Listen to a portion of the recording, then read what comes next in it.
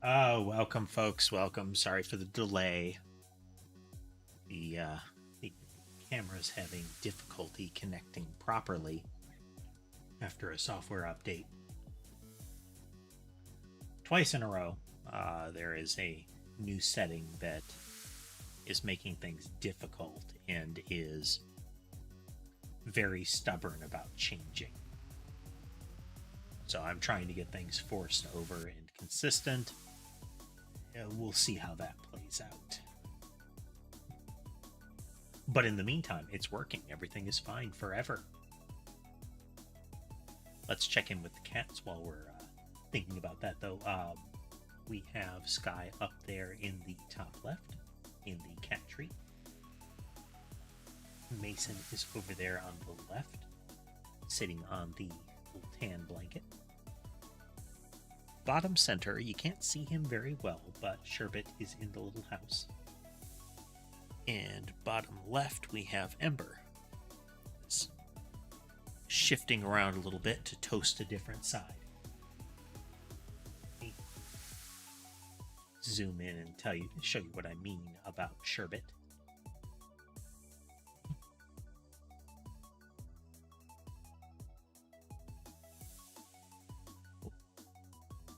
Ember rescanning. Yeah, you can see his hind leg and tail there. It's his preferred hiding spot.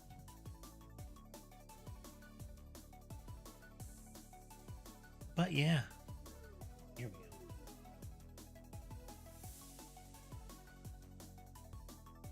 Ember is toasting her chin as well here. She is mostly loafed, but with her chest and chin on the heating pad as well.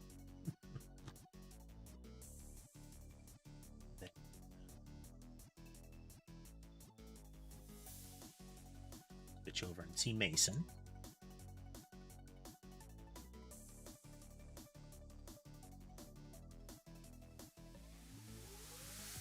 We get kind of a lower resolution out of this camera often. But we can see him clearly enough. And then the old man up in the tree here.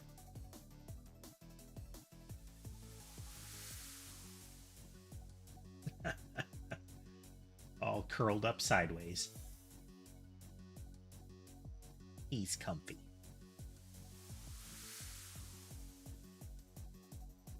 Okay, so we are going to be continuing our Great Ace Attorney playthrough tonight. The case up until this point, I still think points to what amounts to a gas leak. I don't know how it happened the first time, but the prior tenant of the first floor room died from asphyxiation. The room was flooded with gas. Subsequently, we have the current resident of the first floor and the resident of the ground floor seeming to have suffered from near asphyxiation. So the resident of the first floor, the accused in this scenario, accused for associated but likely a seemingly unrelated but likely very related crime, has complained of waking up in the middle of the night because they're having trouble breathing and noticing that that the stove that they turn on to keep warm in the evening has gone out. But what that would mean is that or at least what that seems to mean, is that the gas kept going and flooded the room after the pilot had gone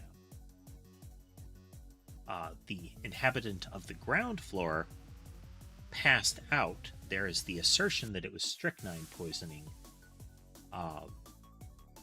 But it'll be interesting to see how that goes, because it seems like the evidence that the prosecution is putting forth is pretty thin. And in some cases, the investigation was definitely missing stuff. So it'll be interesting to see how this unfolds. We got through the end of the second day of investigation, past the first day of the trial. So we're going to be heading into trial day 2 right away. Right, all that said, let's pop on in here, hit that button, and we'll hit this button, and then we will hit this button. In we go.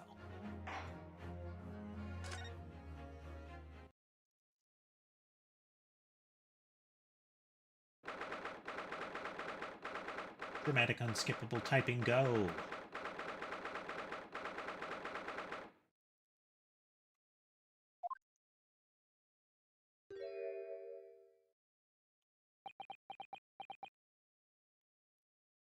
This behavior explains the book that he writes after he gets back to Japan.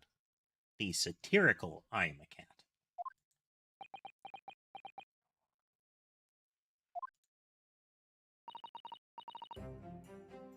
He had been holding his eyes tightly shut and just kind of chanting, I am a cat, I am a cat, while he was in prison.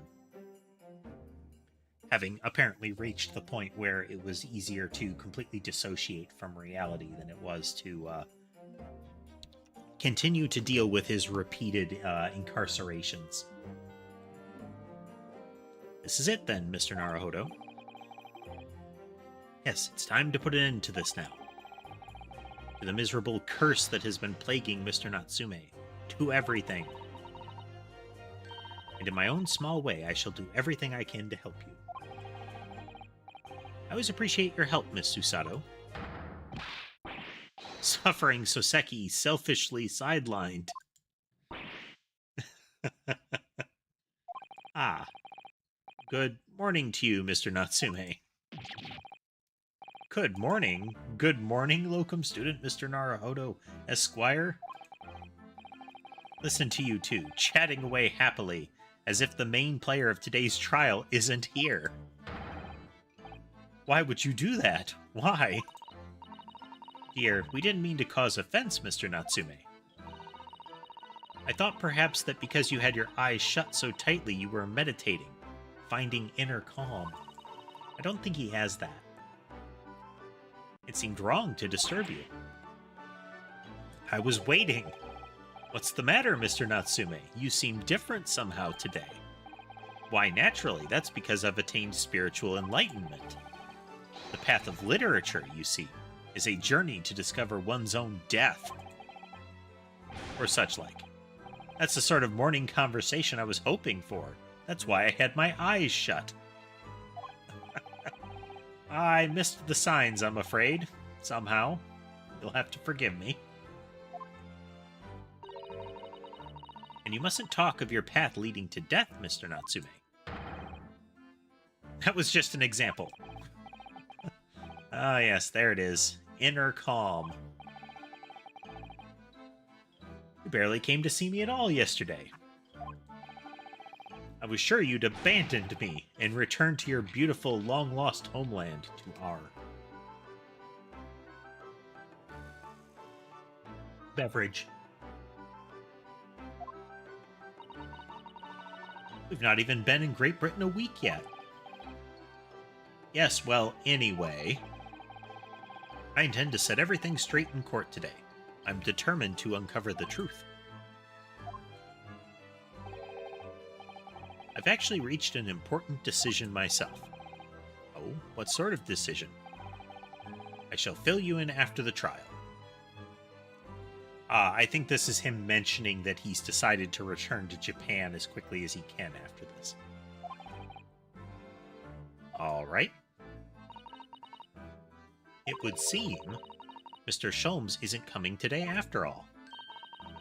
It's a very clever message, I think. My dear fellows, you must win this battle on your own merits. It's a very clear message, I think, that he's overslept again. The great detective? My arch nemesis. Long may he stay away, if you ask me. Defendant and your legal representative. The trial is about to begin. Make your way into the courtroom immediately.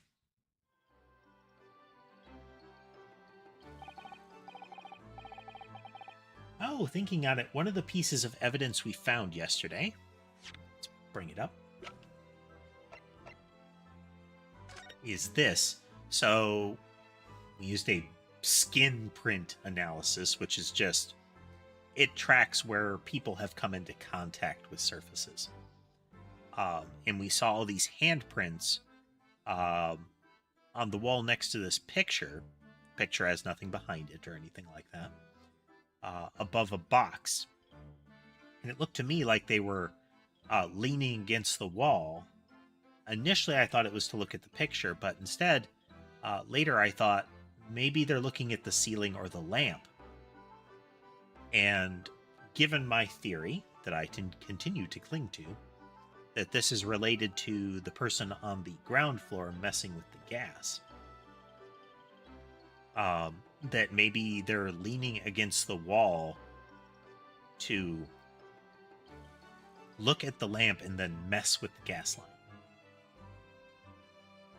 Because we know that the lamps will flicker based on people lighting lamps and the like in their room throughout the building, with a different amount of flicker based on which room.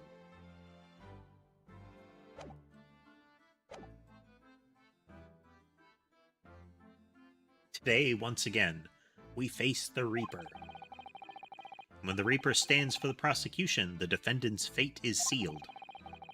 But I don't believe in that legend any more than I believe in Soseki's curse. The truth is hidden here somewhere, and I won't let it escape me. I have to believe in my client and keep fighting to the very end. That's all.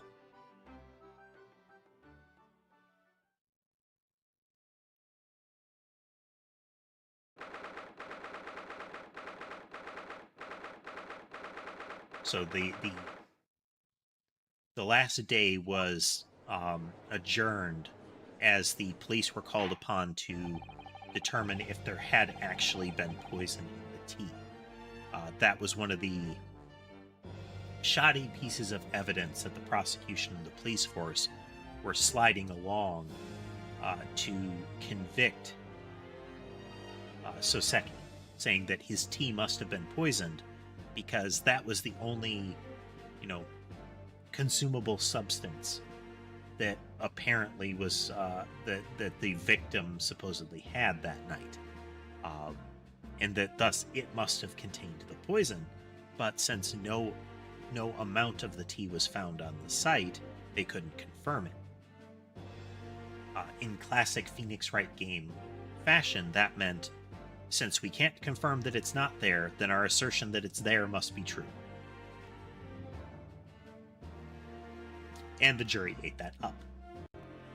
So we have now supplied a sample, a frozen sample of the tea that should show, that I expect will show, no arsenic. In the name of Her Majesty the Queen, I hereby declare this court to be in session. Call upon the counsels for the prosecution and defense to declare their willingness to proceed. Oh, Van Zeek's back in, vampire lord form here. The prosecution is ready.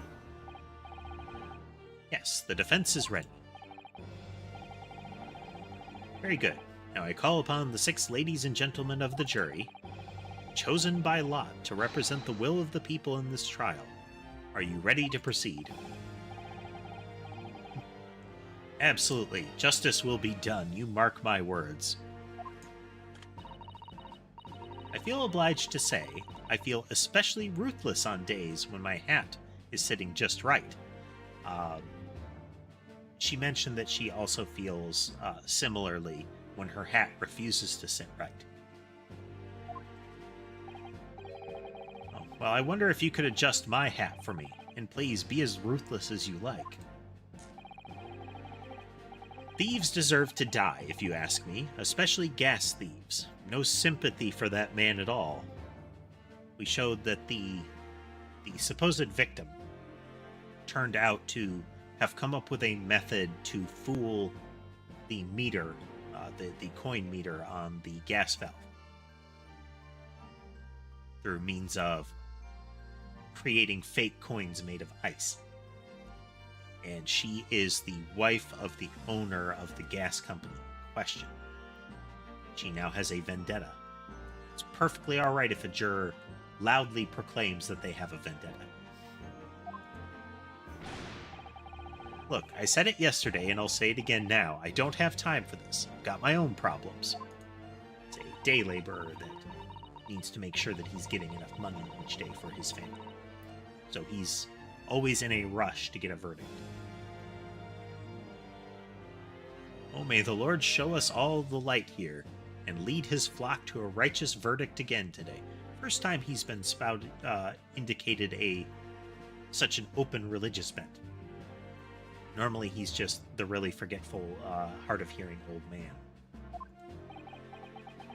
Now, Lord Von Zeeks, what can you tell us? The prosecution's report, please, for the court.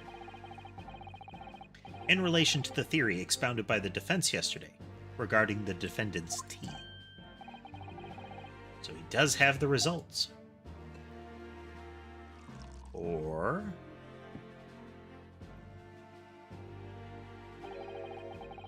before the prosecution delivers the black news about the black tea belonging to the blackguard in the dock. Swirl, sniff. Pray allow me a moment to savor a liquid of more sanguine hue. In fact, I'll defer to the good detective for the report. Here's to you, Inspector. Yes, sir. Thank you, sir. As indicated by the defense, we found a bar of soap just outside the victim's window in the snow. There was indeed a frozen reddish liquid in the little depression on top of it. Yes, that's the tea. That's what Mr. Natsume brought with him that night. Well, the brains at the yard analyzed it, and yes, you're right. It was tea. And there wasn't a trace of strychnine. I keep thinking arsenic.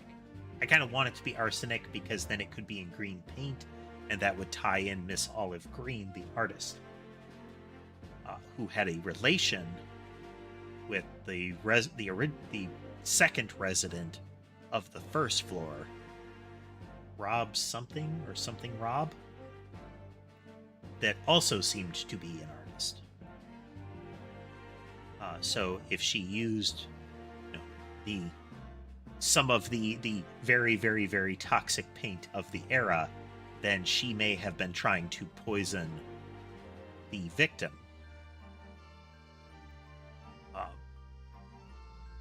Because there's the assertion that no one else came to the room that evening because the meterman of the gas company was peeking through a crack in the bricks of the window.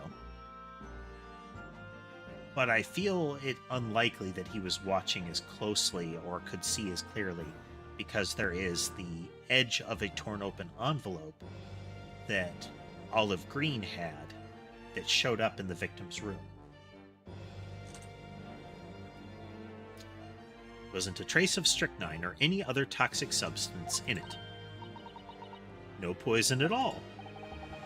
In other words, the tea that the defendant brought with him to the victim's room is innocent. It's in the clear.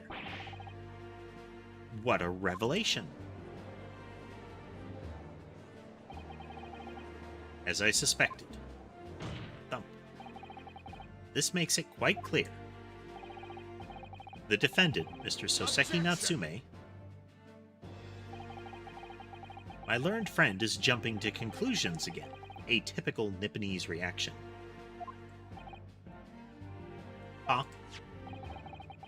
Yes, it's true. No poison was found in the few drops of liquid recovered from the soap on the window ledge. But what logic is that? Would you take a drop from the Thames and conclude that the water in the ocean isn't salty? No, we're trying to conclude that you have no proof that there was poison in the tea. Word, the water in the ocean is extremely salty, Counsel. 7th glass.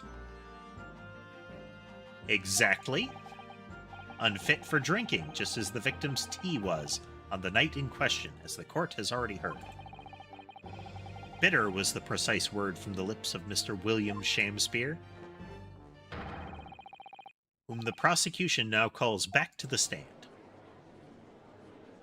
We are again trying to take the word of a man that has been shown to be of questionable morals, and maybe that his testimony is less trustworthy than he would have us believe. Well, I will uphold the prosecution's request. Mr. Shamspeare. Sounds like we're going to have another confrontation with our theatrical friend. Bailiff, show Mr. Shamspeare to the stand.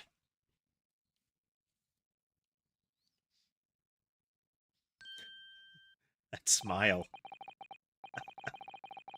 Mr. William Shamspeare, the victim of this despicable crime. O heaven, O hell, do you command me to remember? Forsooth, 'twas I, Shamspeare, did have a bellyful of the foul fluid given in mine innocence.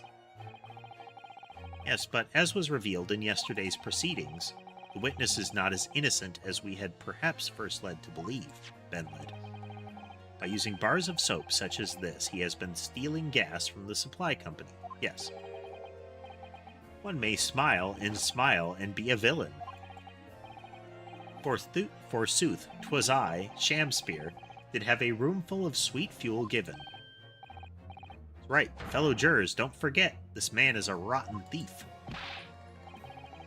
I haven't forgotten. Keep all that about the ice coins a tidy secret, didn't you? You should have owned up sooner. Arrest him, I say. Arrest him at once. Let him feel the sting in my tail. This is Miss Queen Bee. So she has a bee theme in a lot of ways, and the employee of her business also has a bee theme. Oh, indeed, by dint of vile and cowardly means have I plotted to further mine own ends, I confess. Thou wouldst not pardon my sins, of that I am sure. If you acknowledge your wrongdoings, what exactly are you doing here? Cowards die many times before their deaths, and for a coward such as I, death be well deserved.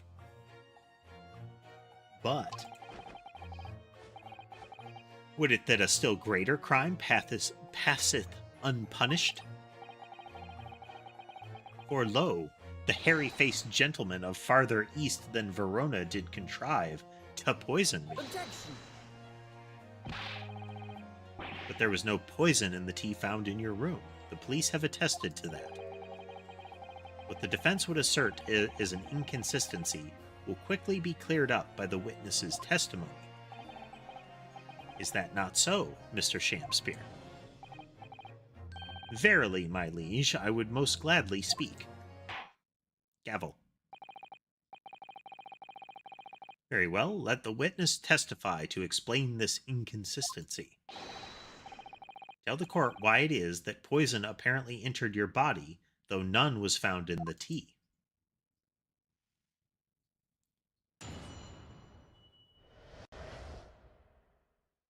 The tea inconsistency. The Japanese man did come to my chamber with tea brewed in a pot. 'Twas in my cup alone that the wicked miscreant secretly poured his wicked poison. Whilst feigning distraction in our debate, ne'er did a drop of his own drink pass his lips. When he departed by and by, I did use the tea that remained in his cup to make my coins of ice. Thus 'tis no surprise that poison be not found in the tea I did pour into the molds of soap. So he's asserting that it was not in the tea at the time, that it was added to the tea after. Poison was slipped into the cup after the tea had been poured. The normal way for poison to be administered, in my experience. Quite, otherwise it would be disastrous if the poisoner were to mix up the cups, for instance. But no poison bottle was found at the scene. Because, quite simply, the Nipponese took the bottle back to his own room. And did you find a bottle there? The absence of a vessel containing the poison only becomes problematic when considering suicide.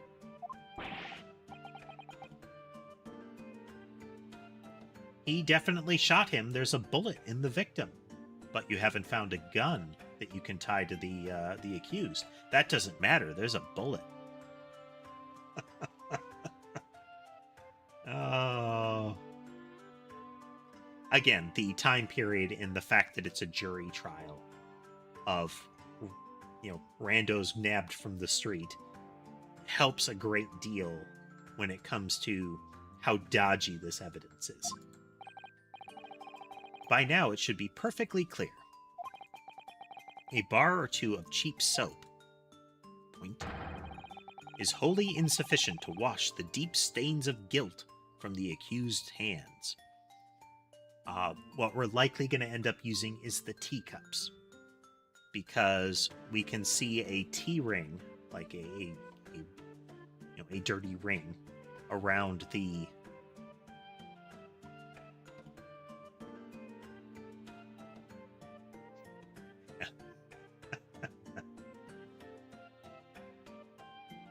Yeah, not uncommonly, Tass, there is somebody on the jury who is directly associated, like the surgeon who worked on Sholmes, or the owner of the gas company. Or they're associated with prior trials that the defense has been involved in. The foreman was a witness who, during the trial he was a witness in, we very actively called his character into question and showed that he had motivation to lie, and that he had in fact lied. And has demonstrated that he does have a bit of a grudge. So, yeah, there's problems. Huh? Sirs, madams, 'tis true that I, Shamspear, be a common thief of gas. But, listen here, ladies and gentlemen.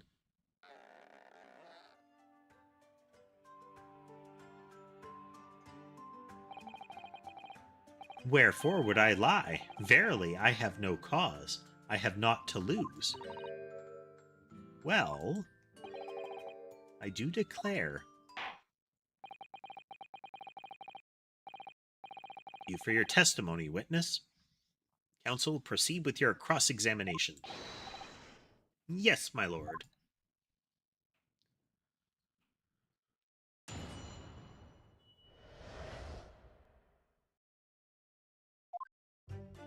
How you doing today, Tass? Hold it! I understand that you were already acquainted with Mr. Natsume. Is that correct? I know thee not, old man. Fall to thy prayers. I do know thee, or know thee not. Do I know thee, or know thee not? Methinks 'tis all I can know, that thy destiny mingles with mine. You lost me at the first theme.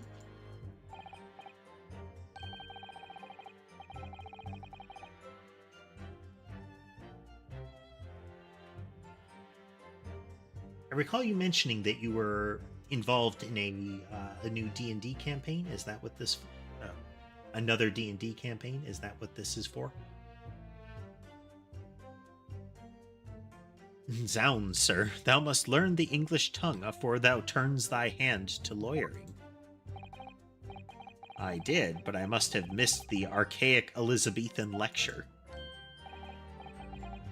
Verily and in truth, 'twas a fine-flavored brew.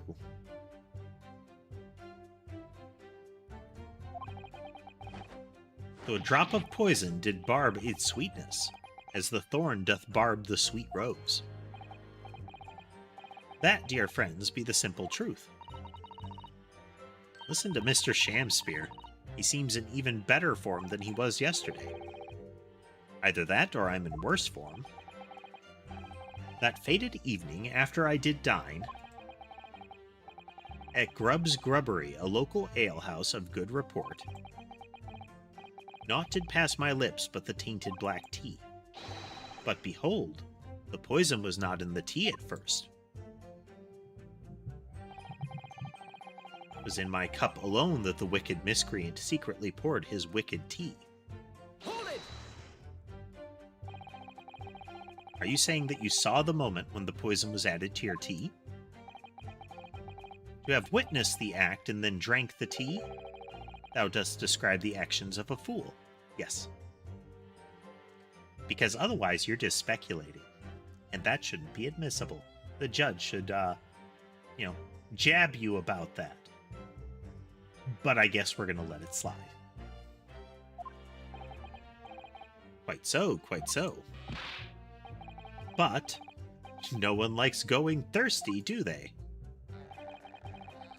Sooner would I die quenched than parched. Would I have the choice? Actually, on the night in question, the water main was frozen, I believe, wasn't it?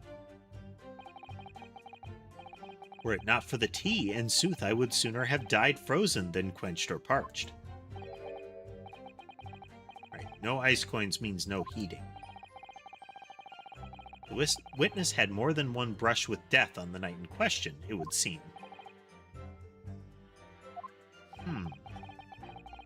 Remind the court, Mr. Shamspeare, as to whether the accused drank any of the tea which he brought with him. The greatest of pleasure, my liege. Whilst feigning distraction in our debate, ne'er did a drop of his own drink pass his lips. When he departed by and by, I did use the tea that remained in his cup to make my coins of ice. Thus 'tis no surprise that poison be not found in the tea I did pour in the molds of soap. I think this is the one that I need to challenge with the teacup.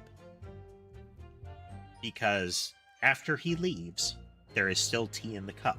There should definitely be a ring in the cup by this point, will be the assertion. But Natsume's cup contains no tea ring. Natsume asserts that he drank it fast. Drink it while it's hot. Shamsphere is asserting that Natsume left his cup undrank. Which is weird if he only added poison to Shamspeare's cup. But anyway,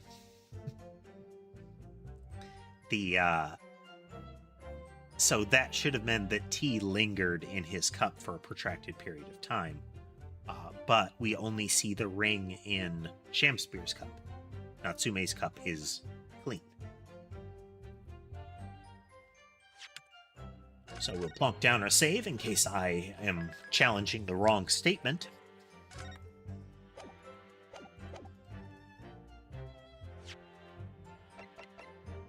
Objection! Seems like I got it right. You claim that Mr. Natsume didn't drink a drop of tea on the night in question.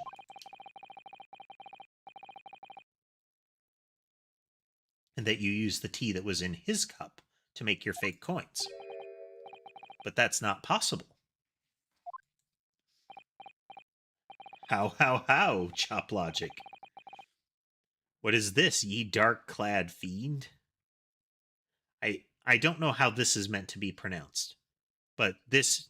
Initially, I thought maybe it's meant to be a typo, but this is the second time they've used this exact same thing. Ye clad fiend. So I don't get that. So it would be darkly clad, but the Y is prepended to the clad, and there's no L.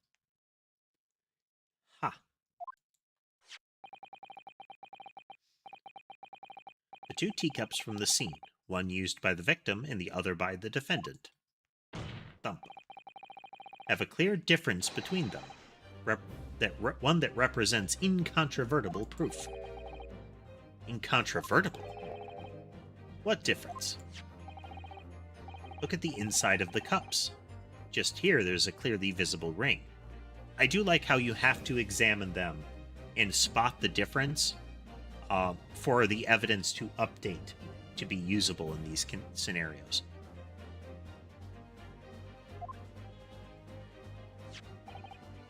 Yes, a tea ring. commonplace enough. Indeed, such stains occur all too readily when one leaves tea in the cup for a while.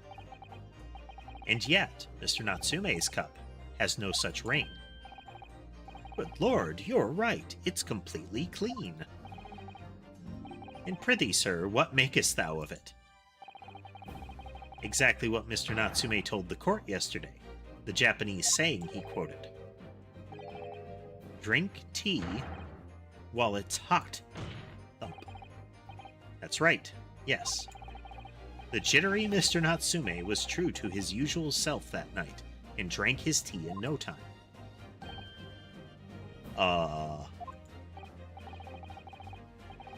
They're meaning that verbal space filler as pretty significant for him. He doesn't generally use those at all, and does the kind of the stage voice. But for him to not only not have a reply, but to also use that sort of verbal filler that is meant to imply that he's shocked. In addition to the facial expression. If, as you claim in your testimony, he didn't touch a drop of his tea, a ring would have developed on the inside of his cup as well, after the several hours the tea was left standing. But, in short, Mr. Shamspeare, point, you clearly lied to the court. Get thee to a nunnery. Objection! Drink? As a rule, I fill my hallowed chalice up to 7 times during any one trial. You might want to keep that information to yourself. Yet on occasion, tedium distracts me, and I pour more times than I intended until the bottle is dry. Your drinking habits are fascinating, but irrelevant. On the contrary, they illustrate the fickleness of human memory.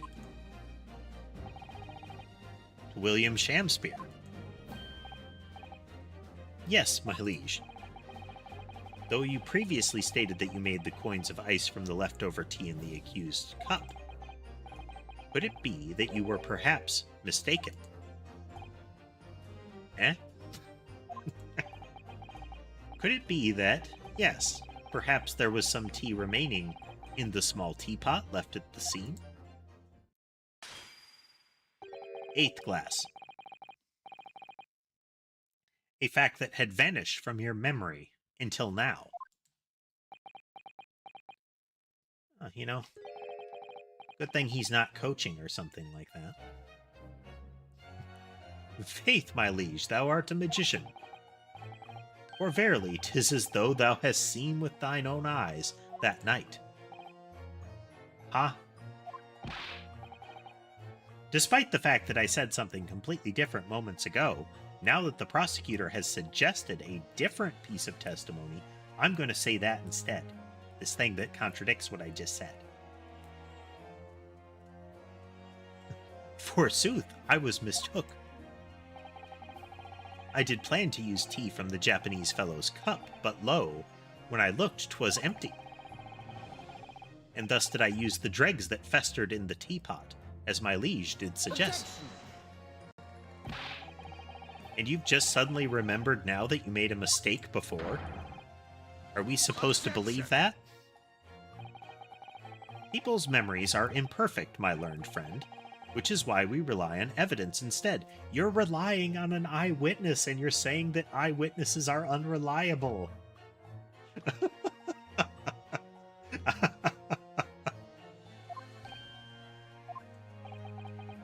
But in any case, it makes no difference. Point. The victim's most recent testimony tells us 2 things of note. Firstly, that the poison was put into the victim's teacup only. And secondly, that this spoilt cup was not the source of the insipid ice coins that have bewitched this court. Prosecution makes a fine summary of the facts. No, he doesn't. Most of those were conjecture. Furthermore, that testimony remains valid and in full support of the established facts. In other words,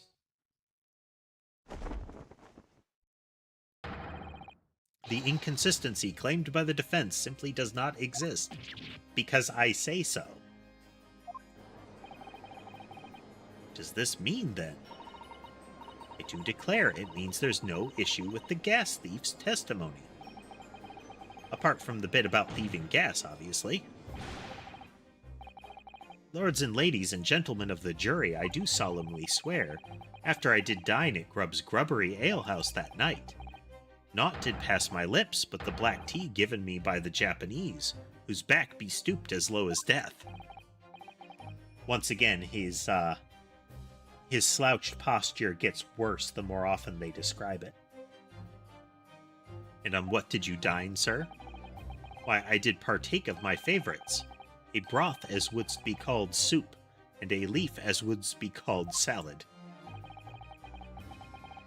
As insalubrious a menu as the establishment where it was served.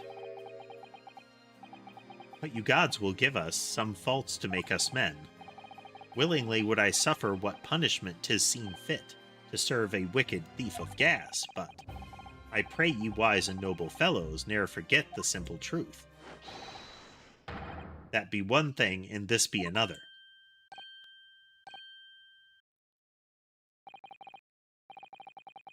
Jurors all, your humble servant Shamspeare doth entreat you, punish this Japanese fellow for his sins.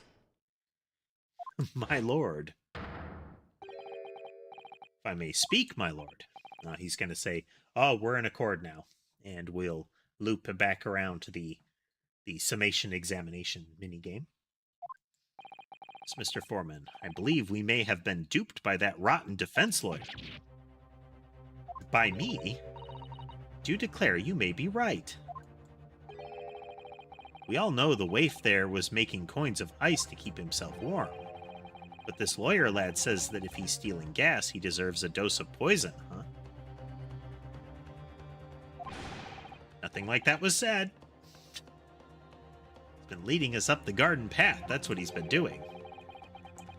I really never said anything like that. What we just heard from the victim there has opened our eyes again. We've reached a decision this time, and we won't be swayed from it. Gavel. Court acknowledges the position of the jury foreman, and will duly hear the jury's findings. What? No, you can't yet. Ladies and gentlemen of the jury, will you state your decisions now? Guilty. Guilty. Guilty. Guilty. Guilty. Guilty.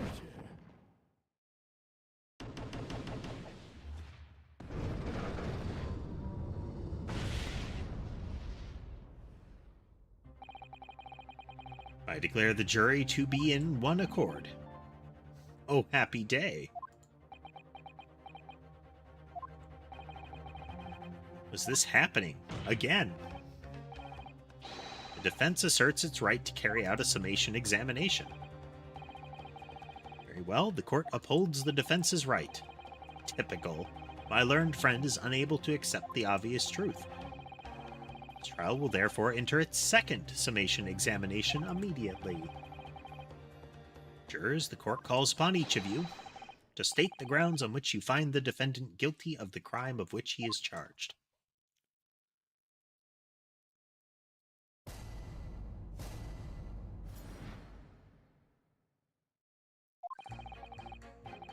A man of logic, me, and having considered all the evidence, the defendant must logically be guilty.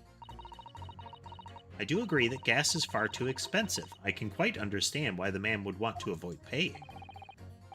The stuff explodes and it can poison you. It's absolutely lethal, gas is.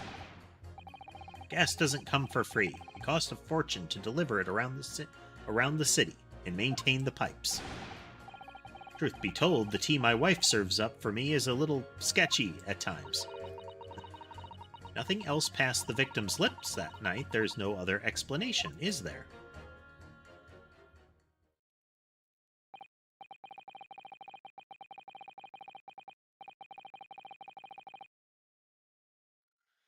I do feel that perhaps personal opinion about gas and its supply has influenced decisions somewhat.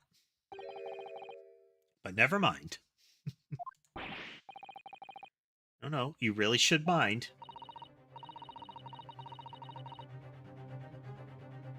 Truth is, our counter-argument wasn't as unassailable as we'd hoped. Mr. Shamspear was poisoned, and there can be no doubt of that. And how are we supposed to turn this around? I mean, by asserting he's lying and that there is something else that he consumed that would have been poisoned. We need to establish the method by which Mr. Shamspear was actually poisoned. Our only hope is to demonstrate that to the court, incontrovertibly. But that's surely almost impossible at this stage. If we don't manage it, though, Mr. Natsume will be found guilty. Gavel. No delays, counsel. Proceed with the summation examination.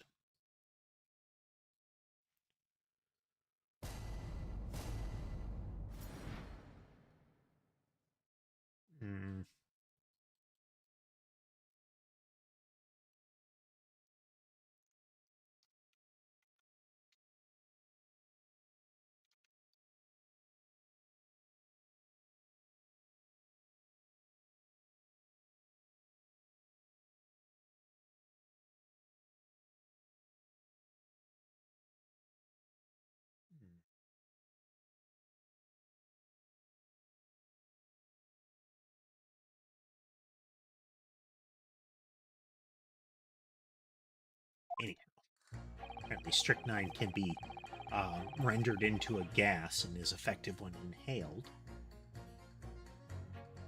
Hold it!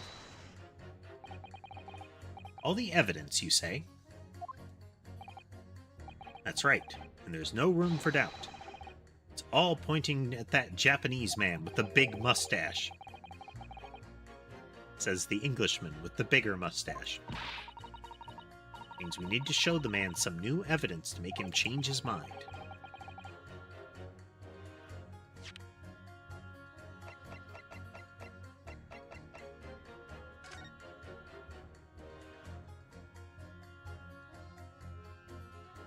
Definitely going to be some indicator of where the restaurant was.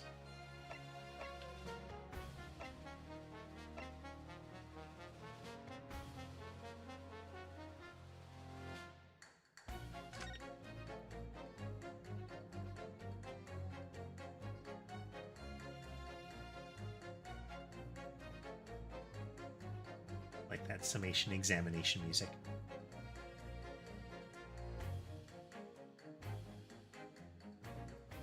A little, just like a little exceptionally bouncy passage in it.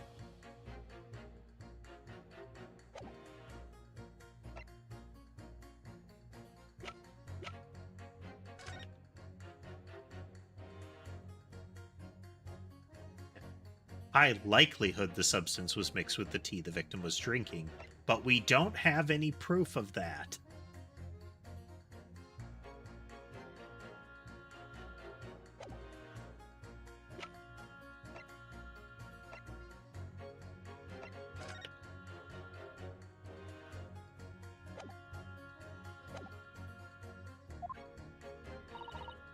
Don't worry, this summation examination has barely started, really. Perhaps there will be a shift in the situation that shows an existing piece of evidence in a new light. Let's hope so. To start with, though, I need to find some way out of this deadlock. Hold it! Isn't the time or place to be discussing the price of gas, madam? But really, think of the injustice. Air is a gas, and air is free. Why should Altamont gas cost money? It makes my blood boil. I can feel myself becoming more ruthless than ever. Isn't the time or the place to be ruthless either. If I might interject here. Yes, madam? It seems my fellow juror takes issue with the price our company charges for gas. But it's precisely because of thieves like this man that the cost goes up. Oh, what a beastly man. That unkempt mustache, those hunched shoulders, poisoning tea and stealing gas. Utterly unforgivable. No, Mr. Natsume isn't the one who's been stealing gas. I'll thank you to not go adding on more crimes. Mr. Natsume hasn't been poisoning tea either. Well, anyway, I've quite made up my mind. It's as made up as the price of gas. Stuff explodes and it can poison you. It's absolutely lethal, gas is. Can we please talk about the poison rather than the gas, do you think, sir? Well, if you like, I mean, to be honest, I'd take poison over gas every time. You'd take poison? What I mean is, poison can only poison you. It doesn't explode, does it? Miss me, what are you talking about? Set him straight, please, lawyer man. It's certainly true that poison isn't prone to exploding. But I think you'll find poison also can't light or heat up the room. Ah! You're right, I hadn't considered that at all. Oh, we've got the best and brightest on the jury this time.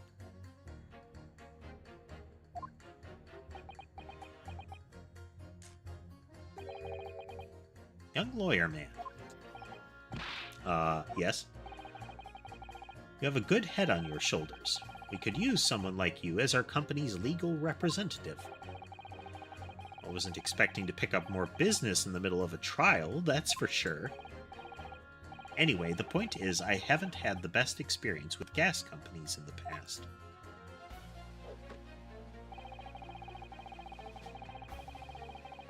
Hold it! Can we please refrain from all this talk of gas? There's an all-out attack underway here, in case you haven't noticed, against my company's gas. No. And I'm supposed to sit here and take it, am I? I don't think so. She's really buzzing now. Ha, bees. All I've heard about our wonderful fuel is explosions and poisonings. What about electricity, What about getting electrocuted? What about that? Little explosion here and there is nothing in comparison. Why, explosions are pretty! Electrocutions are just electrocutions, but think of fireworks. It's like fireworks. When a house blows up next to you, you can just look out the window. Ooh, ah, pretty. We're supplying celebrations to the majority of the population. So what if some of them have to be immolated for it to happen? It's a small price to pay.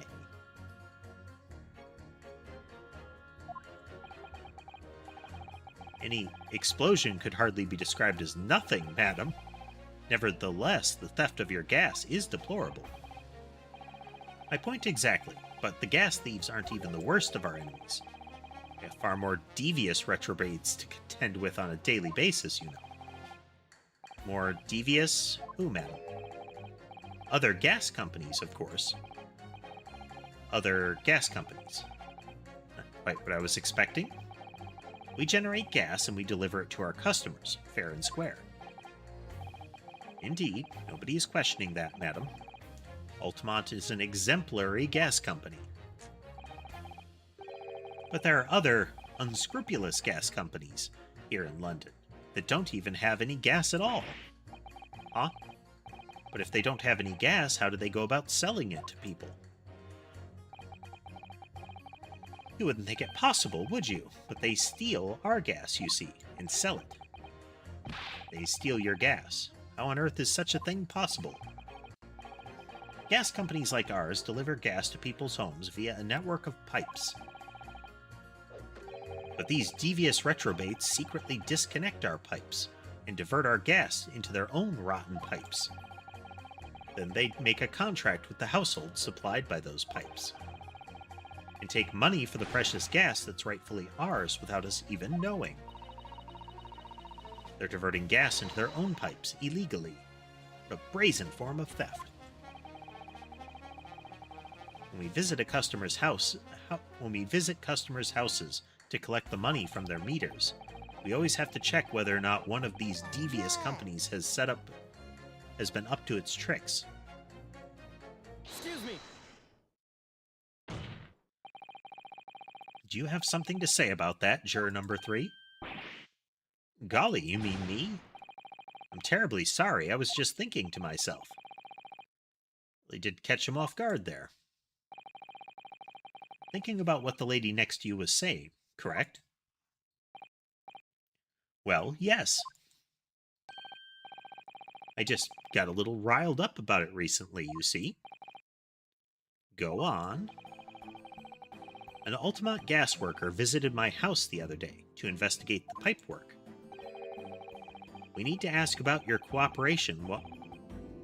We need to ask for your cooperation while we carry out a secret check of your property, sir, the fellow said. So I let him in, and do you know what he did? I'm afraid I have no idea. Please tell us. He proceeded to take one of my lights off the wall. Then he grabbed the exposed mouth of the pipe and started blowing into it. You think you're doing, young man? You're giving away company secrets there. Oh, please, everyone knows. But it was very nearly the death of me, I can tell you. What do you mean? I'll explain, if you don't mind.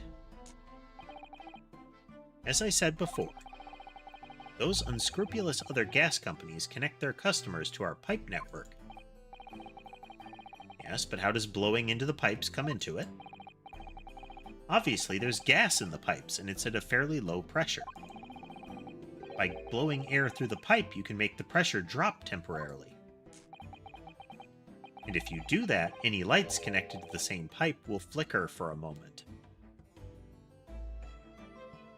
So that would allow a person in one of the rooms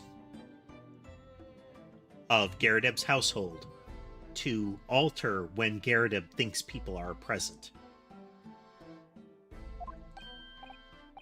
I see. In other words, if upon blowing into the pipe, the lights of an adjacent property that has no contract with your company flicker, you can know that these devious scoundrels have been meddling with the pipes. Exactly, my lord. That's it in a nutshell. It's the reason why we have teams of workers going around neighborhoods to investigate which lights flicker. The trouble is, the particular worker who came to my house didn't know the strength of his own breath.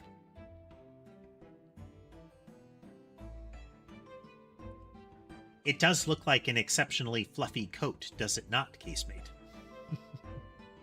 Also, hello, welcome. He blew down the pipe with all his might, and you can guess what happened, can't you? Well, if he blew hard, then... Wait, you mean... That's right, the lights didn't just flicker, they went out. Along with the stove, gas started pouring into the house. Yes, it is gas-related. The sham spear gets up on the box, leans against the wall, takes off the light, leans against the wall, and blows hard into the pipe. That puts all the lights out briefly, and results in gas flowing out of them in Natsume's room. He is actively trying to kill Natsume so he can get that room. He wants that room because that is the prior residence of Selden, the dead murderer and burglar who is said to have stolen a great deal of stuff, but that his loot was never found. This is my theory. What a disaster.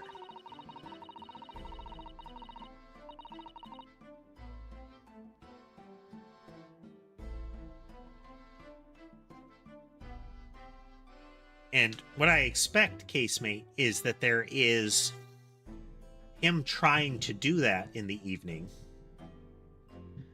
Yeah, that's such an easy way to get yourself killed. Him messing up with that in some fashion. Something went wrong with that. And he manages to get himself knocked out.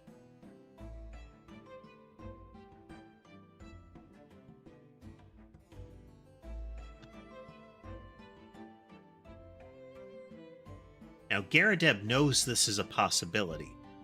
I'm not sure how it plays into Garadeb. I wonder if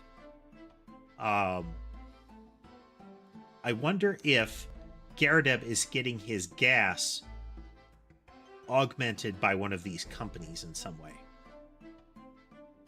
We don't know what happened with the poison yet, casemate. So they didn't find any in the ice from the tea.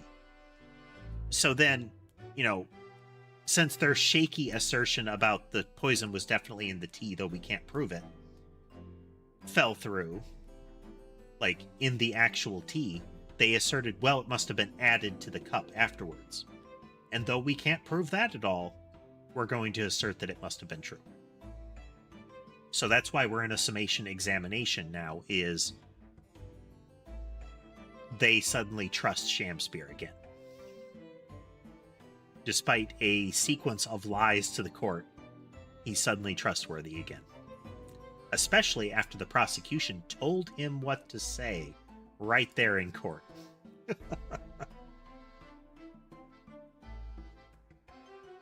Like, the prosecutor says, oh, maybe you forgot how it actually went down.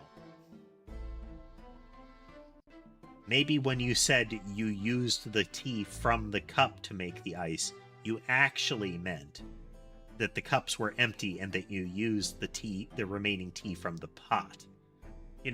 That thing that's completely different than your testimony.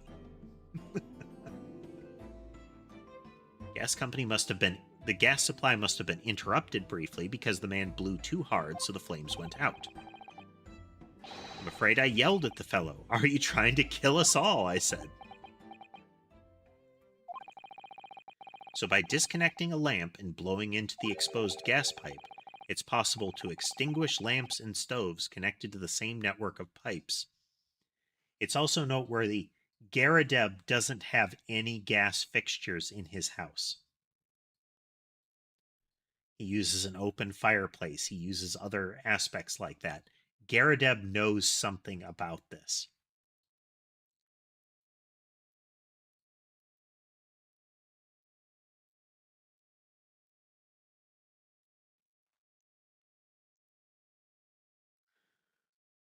Well, the reasoning is they planned the poisoning out as the assertion is that Natsume dropped poison into the teacup of Shamspear, who drank that tea.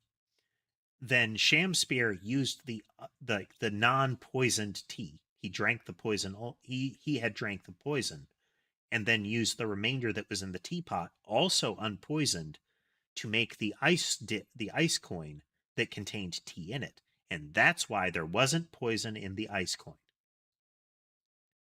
Because that's even more believable than, there happening to be poison, but they have no proof.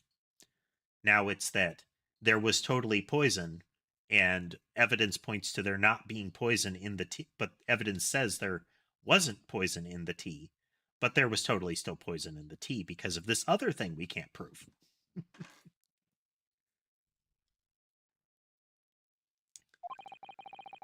And when the gas starts flowing again, it just silently seeps into the room. Mr. Naruhodo, I think perhaps this is almost certainly the clue that we've been hoping for. Thump. Juror number 3, the defense requests that you amend your statement to include that information. Well, if you like, I don't mind. Well, I do. That's our company's secret method of identifying the rogues that try to... Like I said, madam, it's widely known already. Same way your super expensive gas meter isn't infallible, and we now know it. Very well, you will amend your statement accordingly. Yes, my lord, although I'm not really sure what the point of all this is.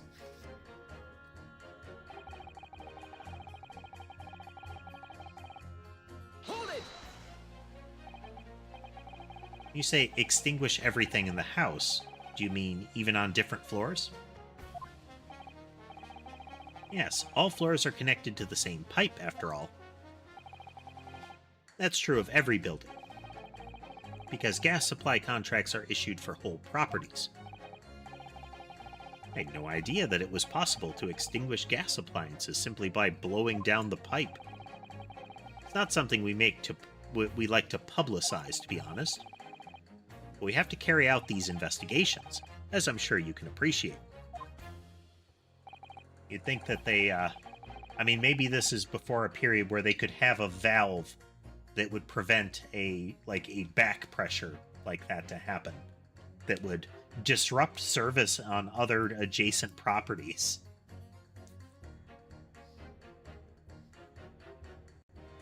It has been mentioned on more than one occasion in the papers, even. Is that so? It's been mentioned to me, too, very recently. An incident involving the gas stove going out inexplicably, almost leading to someone's death. Mr. Naruhodo, I think perhaps, yes, it's finally starting to fall into place, the secret link that joins all of these strange occurrences.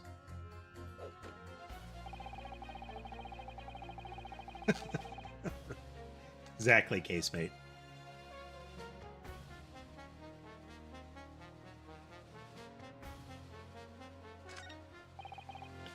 Hold it! You mean it's poisoned? That's right. It's happened a tidy few times now. That is most troubling indeed. It's always days like this one when I don't get any wages. I get in at tea time, see? And I see her doing it, my wife. She gets that devilish look on her face and she slips some white powder into my cup. And you drink it anyway? Was brought up proper, I was. If someone gives you a cuppa, you drink it. What happened to you? What did it taste like? It was god-awful, believe me. Salty as hell. She slipped salt into his tea.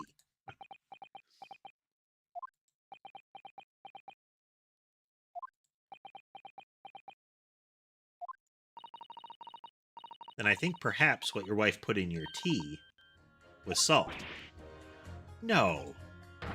So, she doesn't even care enough to poison me properly, huh? Unbelievable. Let's move on, please.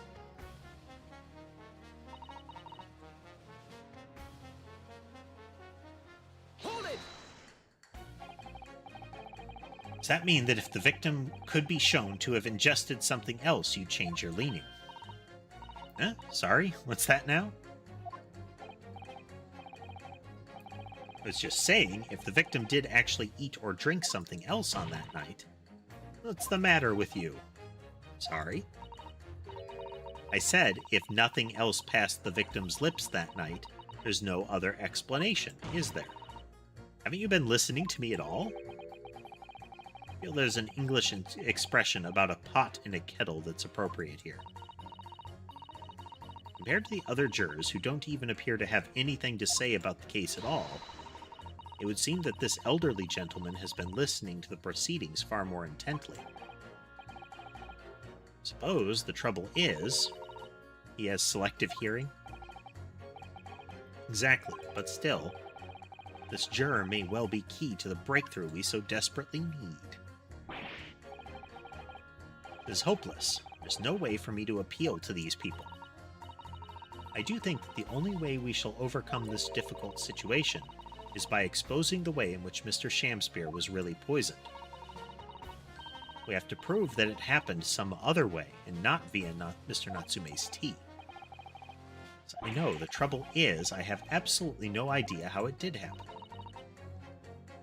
Mr. Naruhodo, I wonder if perhaps there's something you might have forgotten. No, like what? It's important to watch everyone involved and pursue people if they react to something someone else says. If you'd like me to remind you exactly what I mean, I'd be more than happy to, of course.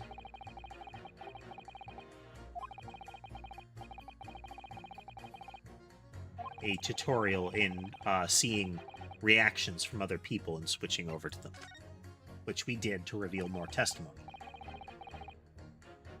I don't think there's any need. It's vital that we start trying to change these jurors' minds as soon as possible. I'm going to try pitting the guy that mentions blowing into the pipe to the old man who says if something else passed his lips.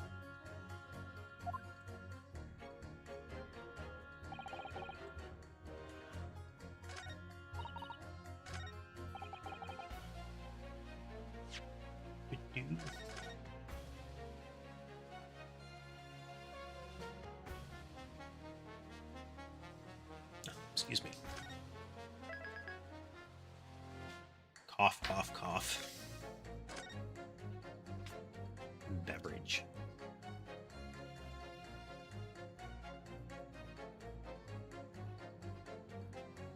There we go.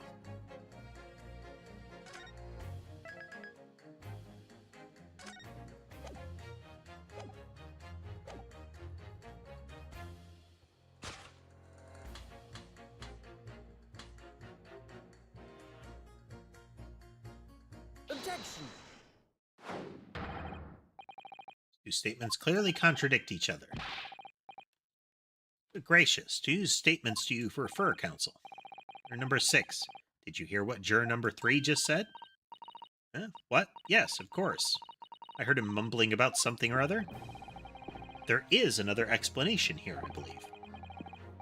Something besides Mr. Natsume's tea did, in a manner of speaking, pass the victim's lips on the night in question. What? What explanation? I wonder, did the police check the mouth of the gas pipe feeding the wall light at the scene? To see if there were any traces of poison there? I was curious to see what your floundering would result in this time, but the mouth of a gas pipe? Scotland Yard have enough to do without exploring such irrelevance. What a piece of work is a man. What are you trying to say, Mr. Shamspeare? What speakest thou? Prithee, is it not strange and strange? That is what I say to thee, sir.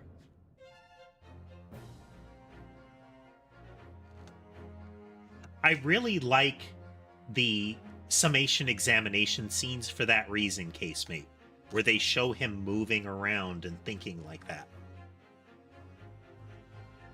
And the same way I really like Ryunosuke's smug pose, where he rests one hand on the hilt of the sword.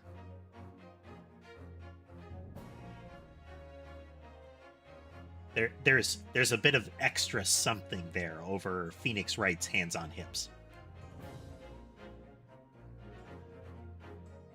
I mean, yeah, the extra something is sword, but still, it is an extra something. I thought I'd been quite clear, but let me put it another way. The strychnine could have been on the mouth of the gas pipe that feeds the wall lamp in your room. Thump. And that is how the poison came to enter your body. Good lord. Still holding out, that Olive Green got into the room. Are they tasty then, gas pipes? Is that what he's saying? Or is the gentleman suggesting that the poor man was so desperately hungry he tried to fill his belly with gas? Perhaps no actress would perform a kiss scene with him. For shame, madam, speaking thy fancy. I assure you, I am not such a buffoon that I have to kiss pipes. Objection! 9. He's going through a lot of them this trial. This is no summation examination. This is a farce. The prosecution will not stand for any more of my learned Nipponese friend's conjecture. I mean, the court is standing for all of your conjecture. Fair's fair. To begin with, the lamp in the victim's room is high on the wall. In order to have placed his lips on the pipe to feed it, he would have to be a contortionist. So empty. 10. Oh, he poured that one just to throw it. Guess he wanted the burst of flames. These are empty assertions. There is no possible proof that the man did as you say. You have the handprints on the wall. I I have no proof that Mr. Shamspear put his lips on the pipe. However, I can say with some certainty that on multiple occasions, Mr. Shamspear has been doing something in front of that lamp on his wall. Smack. I have evidence to prove it. Alright, you've got our attention, lad. I'd like you to see how you can be so sure of yourself. So would I. Let's see this evidence, then. Now that I've got the jury's ear, I need to make this opportunity count. Thump. This is the proof that, time and time again, Mr. Shamspear stood in front of his gas lamp. Take that! What the? These are... Wait, what are they called? Yes, skin prints. Sounds so sinister, doesn't it? They're found at the scene. Skin prints, Counsel? Never heard of such things. The Justice Ministry is currently assessing whether or not to permit fingerprints as evidence in court, however. My lord, this is an exciting new forensic technique developed by the great detective, Mr. Herlock Sholmes. It reveals all the places that Mr. Shamspear touched in his room. Never seen anything like that. I mean, that's black magic, isn't it? They're so quick to invoke black magic. Well, if anyone could invent something like this, it's the great Sholmes fellow, that's for sure. I agree. This month's edition of Engineering Thumbs was quite fascinating. We found skin prints in many places that you would expect. On the table, on the costumes. However, Mr. Shamspear also appears to have been touching some very unexpected places in his room. For example, here. Around the hanging picture there, indeed, multiple handprints appear to be visible. Well, I wonder, could he have been appreciating the artwork, perhaps?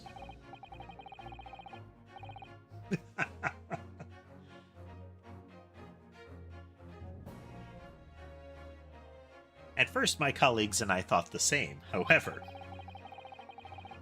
no one expects it, casemate. Imagine standing with your hands where those prints are, and you would find yourself directly in front of... Ah! I don't believe it. The gas lamp. Though the reason why isn't immediately obvious, it's clear that Mr. Shamspear has regularly been standing with his hands to the wall in front of that lamp. Right, what do you have in mind? I'd ask the court to recall juror number 4's earlier statement. Me? What did I say? You said that blowing into a gas pipe would make the lights in the entire building flicker. And now, if you'll recall juror number 3's statement... What? Me now?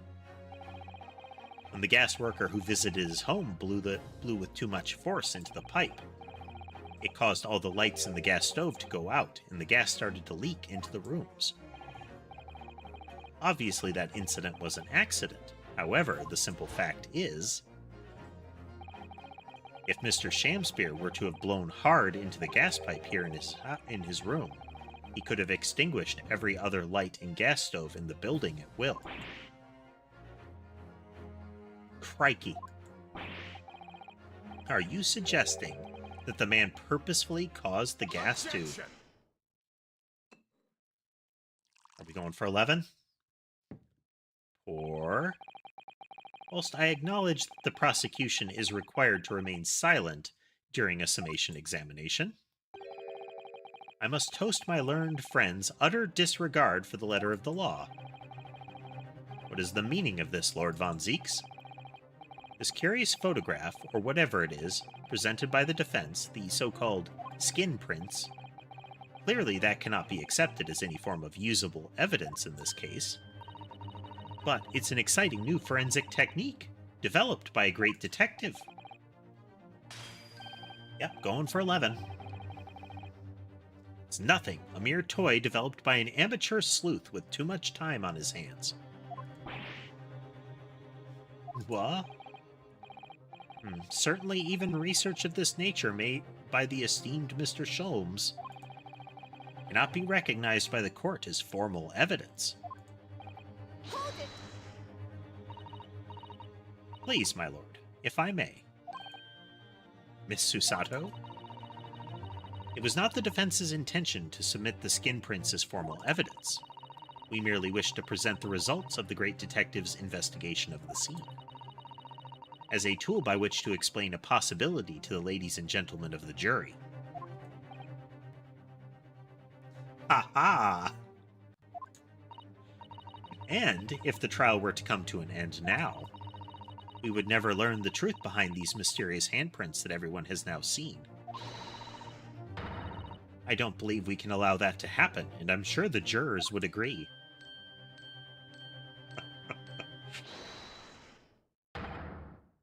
You're right. Whether those strange handprints are a significant clue or not, it's down to us to decide. Juror number 3. Oh yes, I do declare the great detective's investigation results sound absolutely fascinating. I want to hear what that shady actor fellow has to say about those shady handprints.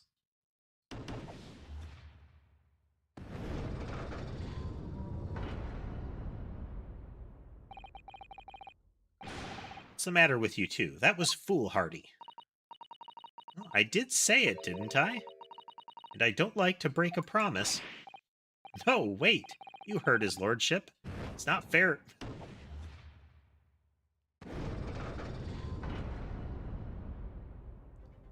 One more and the trial resumes. Well done, Mr. Naruhodo. Just one more juror changes his or her mind. Mr. Natsume's trial will have to continue. Thank you, Susato, but I couldn't have done it without you. Oh no, it was you who identified the clue, after all. This is very much your success. All she did was call out Von Zeeks on his BS.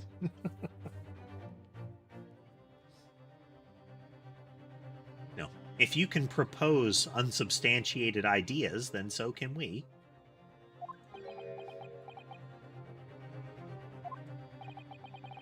Why, Mr. Shamspear, you seem to be losing your composure. There's one more juror, Mr. Naruhodo. You can do it. Gavel. Well, continue, counsel. And of logic.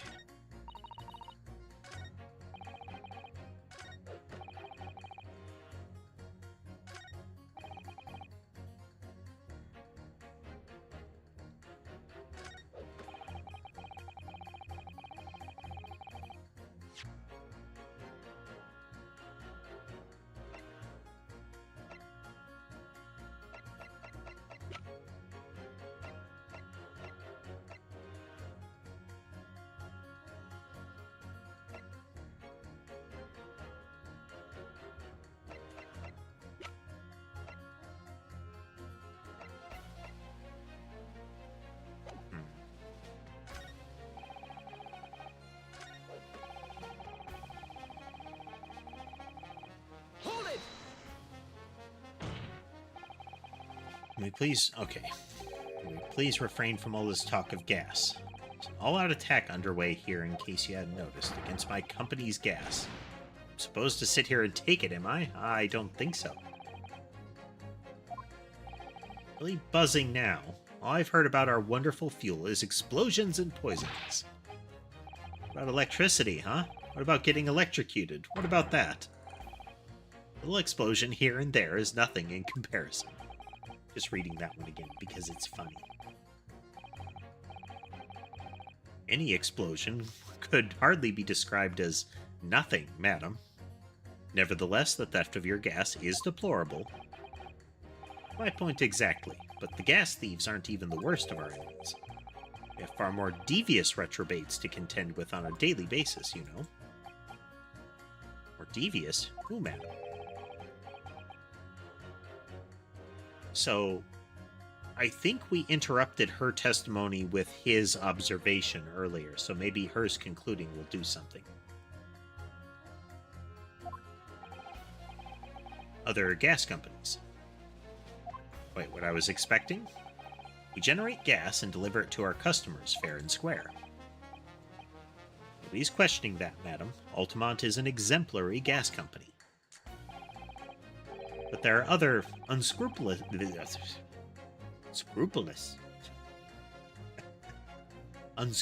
gas companies here in London that don't even have any gas at all. What? But if they don't have any gas, how do they go about selling it to people? You wouldn't think it possible, would you? But they steal our gas, you see, and sell that. Steal your gas? How on earth is such a thing possible? Gas companies like ours deliver gas to people's homes via a network of pipes. But these devious retrobates secretly disconnect our pipes and divert our gas into their own rotten pipes. Then they make a contract with the household supplied by those pipes, and take money for the precious gas that's rightfully ours without us even knowing. Diverting gas into their own pipes illegally? A brazen form of theft. When we visit customers' houses to collect money from their meters, we always have to check whether or not one of these devious companies has been up to its tricks. I had no idea. It's almost unbelievable. Might seem unbelievable to you, but it's happening all the time right here in the capital. It's very difficult selling something you can't see, you know. Very difficult indeed. Thank you, that will do.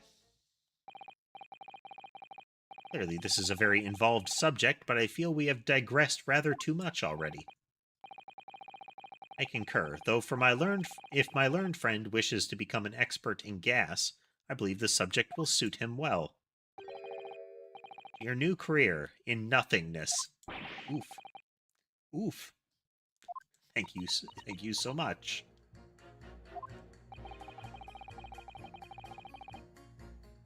We'll turn your attention to the next juror's assertion.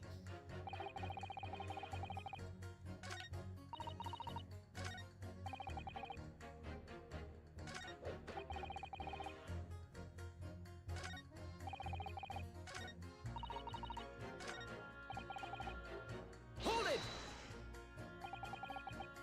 All the evidence, you say? That's right, and there's no room for doubt. It's all pointing to that Japanese man with the big mustache. It's the Englishman with the bigger mustache. But the defense just demonstrated another possible explanation for the events on the night in question.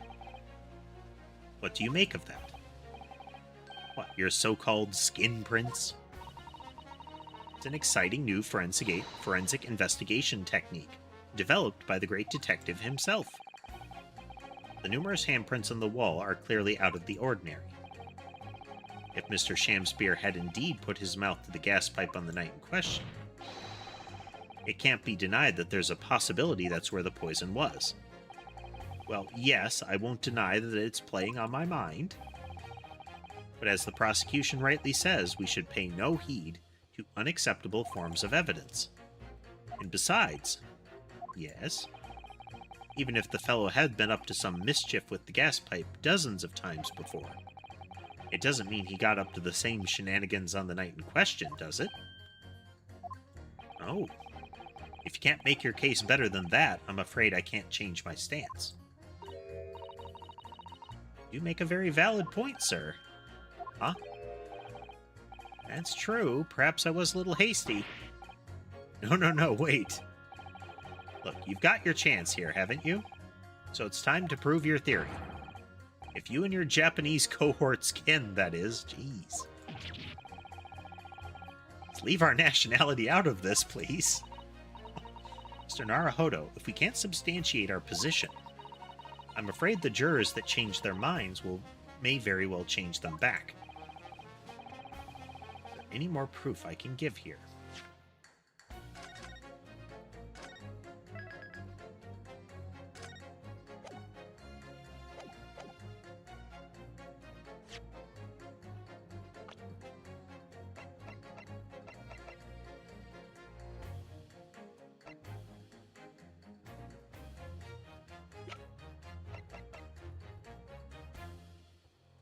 month ago.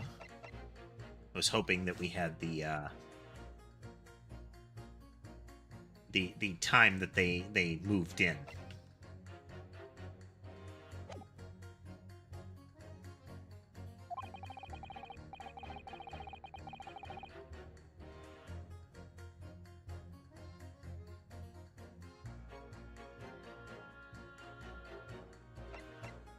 We're gonna try supporting testimony, what Mr. Natsume said. In truth, I don't have evidence to support my theory. However, there is a witness testimony that substantiates it. What's that? Testimony? This is incredible. Whose testimony? It's all connected. Everything is linked. The person whose testimony revealed details about the gas in the Garrett residence that night. Namely... Take that! Obviously, I'm talking about the defendant, Mr. Soseki Natsume himself. He testified about waking up, having trouble breathing with the stove having gone out.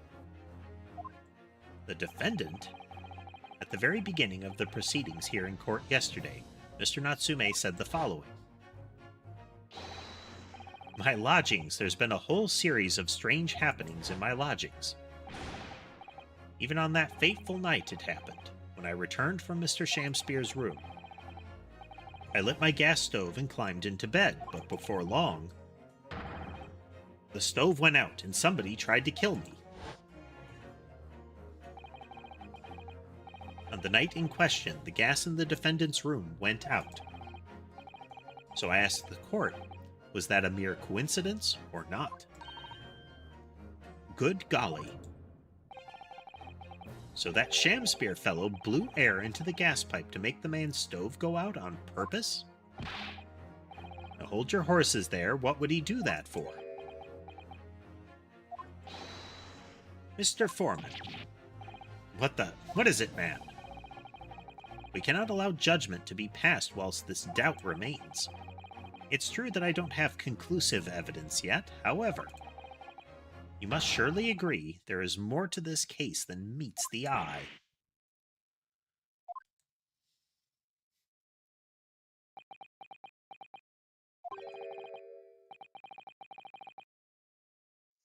This is where I choose not to make some sort of, like, transform and roll out joke, you know?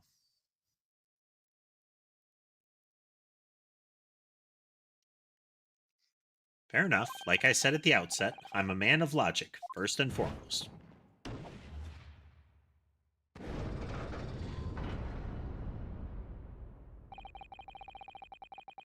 It's 4 jurors leaning towards not guilty, my lord. We've overturned the decision. Therefore, the defense calls for the trial to continue.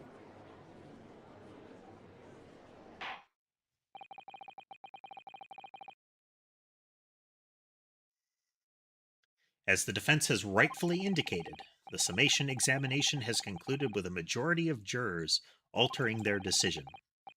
2 jury members now call guilty, 4 now call for not guilty. Therefore, the jury's opinion is conflicted, and in accordance with the law of this land, I hereby order the continuation of this trial. I like how repeatedly he's like, oh, this doesn't mean anything, he's just grasping for time, but he has been our opposing prosecution every time. And every time we've done this, it has reversed the decision. Every single time. You'd think somebody would call him out on it at some point. Mr. William Shamspeare. My lord, how can thy humble Shamspeare serve thee? What say you in response to the various revelations made during the summation examination? So God mend me, I do solemnly swear, I recall aught of either the lamp or the pipe. But your handprints have made a tidy mess all over the wall there. How do you explain that, huh? 12, and killed another man. I'm done with this. The dignity of this great courtroom has been sullied enough already. Juror number 5. Ooh, me? As I went to some pains to point out already, A print from the self-professed detective's toy has no place in a British court of law. Ah. As such, whether or not this man did indeed stand before the gas lamp with its hands against the wall remains, at this time, unestablished conjecture. You would all do well to remember that. Ah. Thump. But the prosecution must concede that it would be extremely simple to verify. Just order the mouth of the gas pipe feeding that lamp to Mr. Shamspeare's room to be examined. If there are traces of poison there... Objection! What appears to be extremely simple is my Nipponese friend's mind. You will recall that in order to check for the presence of poison in the tea, some remnants of tea were required. Yes. Therefore, it shouldn't be beyond your wit to imagine that even if poison were to have been spread on the pipe, it would have completely evaporated by now, making any analysis impossible, but strychnine can be in powdered form.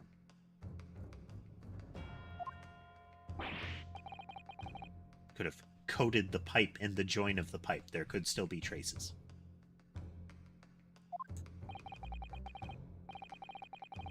Apparently, you can aerosolize it. In any case, counsel, I fail to see what could possibly have motivated the man to do as you describe. Why on earth would this fellow have wanted to blow air into the gas pipework where he lived? There's only one possibility that I can think of, and that is to use the leaking gas to commit murder.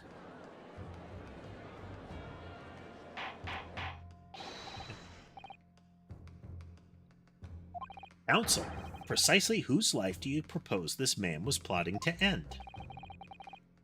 Answer couldn't be simpler. Now we've unraveled the mystery this far. Mr. Shamspeare wanted to end the life of Natsume. If the gas lamp were to go out, it would be noticed immediately, of course. But a gas stove, on the other hand, would be silently extinguished by the killer without anyone noticing. I live around those parts myself, so I know what it's like. I can tell you, trying to sleep without the stove lit is pretty much suicide. You'd freeze to death in no time. Mr. Gerdeb, the landlord, has a large fireplace in his part of the residence, on the top floor. In other words, it wasn't the landlord, but a fellow lodger whose life Mr. Shamspeare was trying to end. Outrageous. I'm talking, of course, about the defendant.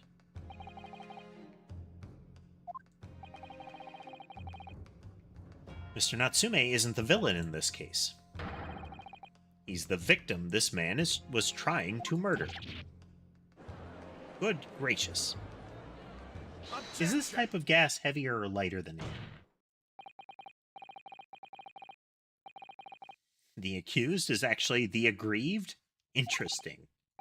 However, the fundamental facts of the case remain unchanged. Namely, that the accused is the aggressor here. How can you still claim that? Let us indulge your fancies for a moment and assume that there was indeed poison on the mouth of the gas pipe. The question then arises, is who put it there? Who did put it there? The only logical conclusion is that the person responsible was aware of this man's trickery with the gas supply and his intent to kill. That would indeed seem logical. If the assailant were unaware, how would he or she have known to lace the end of the gas pipe? So now we must ask, how could anyone have known of Mr. Shamspeare's murderous designs? You mean to suggest? Naturally, the sole possible answer is that question couldn't be more obvious to that question. Only the man whose life was being threatened could possibly have known. Huh? In other words, the person who put the poison on the gas pipe in what was a clear retaliatory attack can only have been the accused, Mr. Natsume. Ah. Whatever Mr. William Shamspeare may or may not have contrived to do, he was nevertheless the victim of a potentially lethal poison attack. The only person who could possibly have perpetrated that attack is the accused, Mr. Natsume.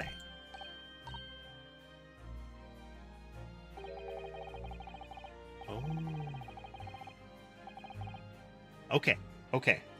So the last trial was 2 or 3 days ago at this point. That is when Miss Green had the knife dropped on her back. They mentioned early on in this retelling, revisit to this time period, that it was weird that she was there. She didn't work in the area. She didn't really have any business in the area based on the stuff she was carrying, that sort of thing. Didn't work there, didn't live there, that kind of thing. So why was she there on Briar Road that evening?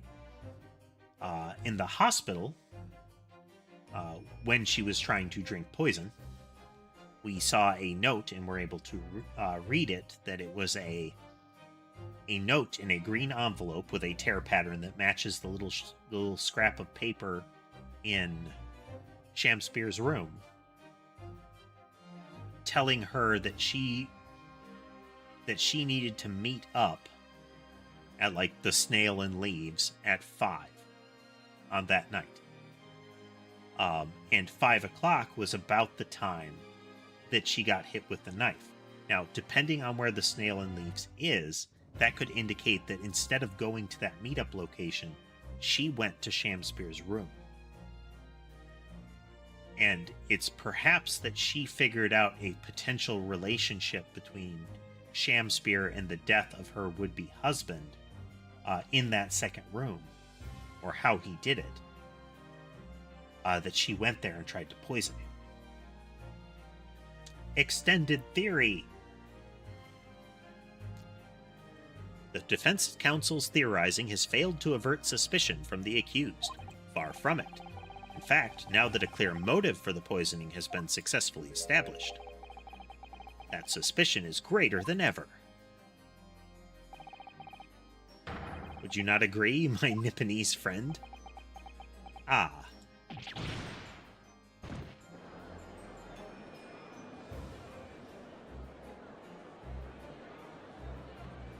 The sometimes literal battle of words that is playing out, you know? How did he manage to turn that around on me so rapidly?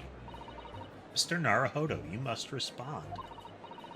Otherwise, the members of the jury may very well change their leanings against us again.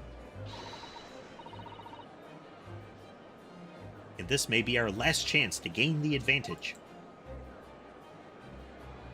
Drags himself back up. What advantage? Well, it would seem that somebody put poison on the gas pipe in Mr. Shamspeare's room. So we must name that person now and absolve Mr. Natsume of guilt.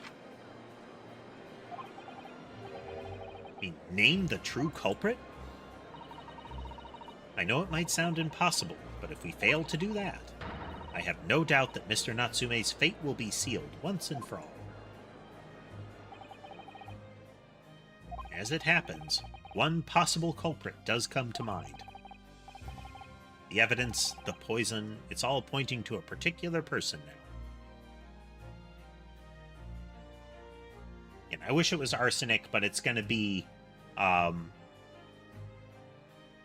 medication. It wouldn't be medication at that point. It could be medication that she got from the doctor's office, since she regained consciousness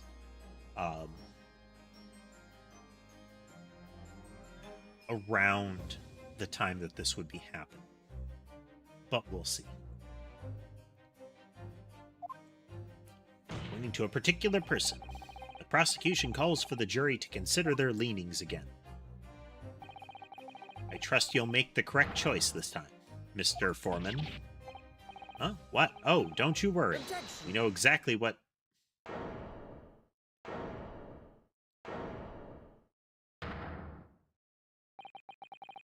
There's one other person who I believe could have been involved in all of this. The true culprit of this crime. The true culprit? A term found only in second-rate novels featuring third-rate great detectives, my Nipponese friend. But why not? This farce has gone on for so long already, I see no reason to cut it short before its disappointing climax. Right? Tell us, my learned Nipponese friend, what is your latest theory? Who is the so-called true culprit of this case? I'm going to just throw it out there and see if I'm correct. Take that! The name of the person responsible for the poison that afflicted Mr. Shamspear is, I believe, Miss Olive Green. Miss Olive Green? Miss Olive Green.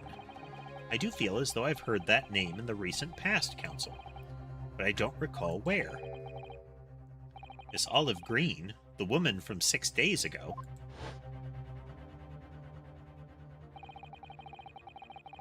That's right, it was 2 days after this, and it was 3 days or so afterwards. So yeah, about 6 days at this point.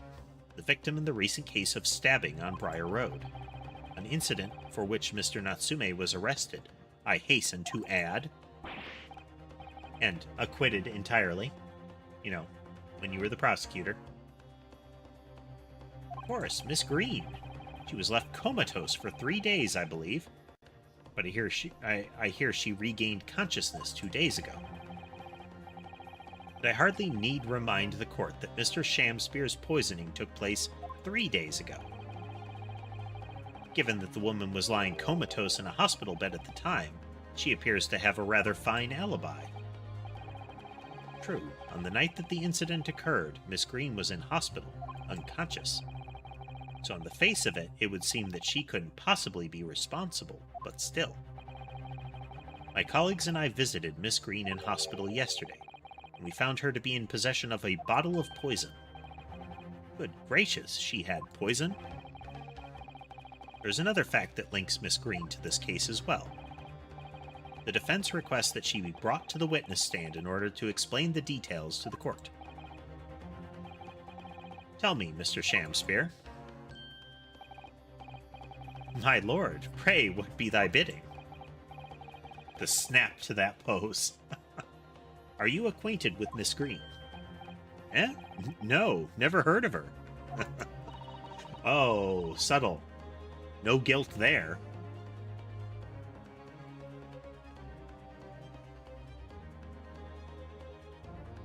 Obey me, button. Judging by the look on Mr. Shamspear's face, I think perhaps he genuinely doesn't know her, at least not by name. As the voice of Her Majesty's prosecution here, I adhere to my word. We will see my learned Nipponese friend's farce through to its conclusion. I appreciate that. Prosecution requests a short recess, my lord, in order to subpoena the witness and bring her here. Yes, Miss Olive Green. Indeed, my lord. 1 hour should be sufficient. Gavel. Very well, I grant the request. Excellent, I hope. Oh, the defense has made a most extraordinary accusation, I must say. But at present time, I feel the prosecution's argument remains largely uncontested. It's super contested. Super duper contested. Is entirely conjecture.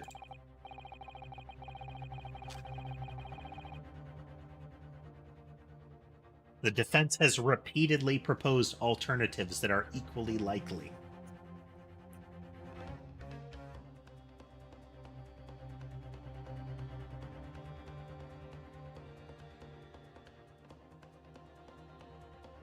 But, as we well know, Phoenix Wright World cases do not have an assumption of innocence.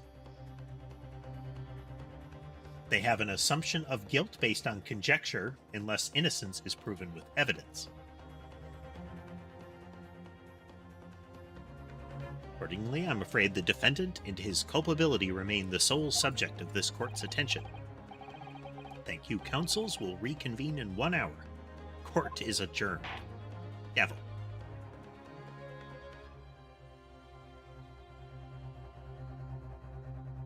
Goal will be to get through this trial day. Oh, this trial sequence.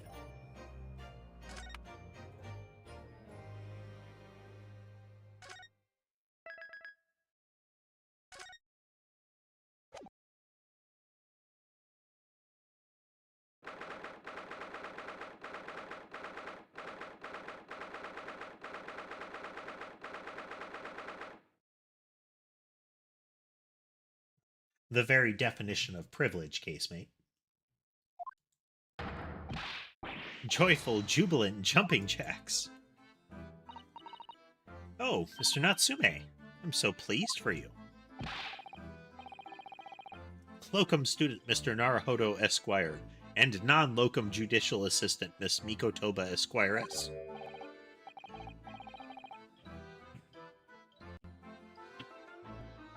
Now finally, at long last, there can be proof. Proof that I'm innocent, and proof that my tea is innocent. Ah, good morning, my dear fellows. Hairlock Sholmes. May you drink my tepid tea and fall forever silent. Thought the tea was innocent. Ah, Mr. Sholmes, you came. How wonderful. Please, save your derision. I know that what you're all thinking. Good morning, he says, when it's very nearly time for luncheon. Your scorn is written very clearly on your faces. Nobody said or thought anything of the sort. I was thinking it. The truth is, I was determined that today would be the day. As sleep seduced me last night, I thought, tomorrow, for once, I shall not oversleep. I'll rise early and be present in court to support my companions. Such spirited determination has a beauty all of its own, does it not? Oh, yes. And then I began to muse on the subject. Why do people oversleep? I queried. Why, time after time do they make the same foolish blunder? And the answer came to me at once. It's so delightfully simple. People oversleep because they sleep. Here.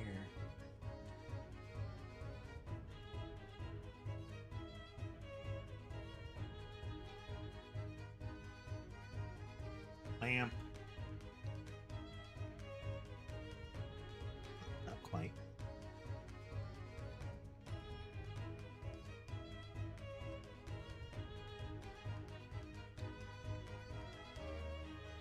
Better. Kinda? Anyway.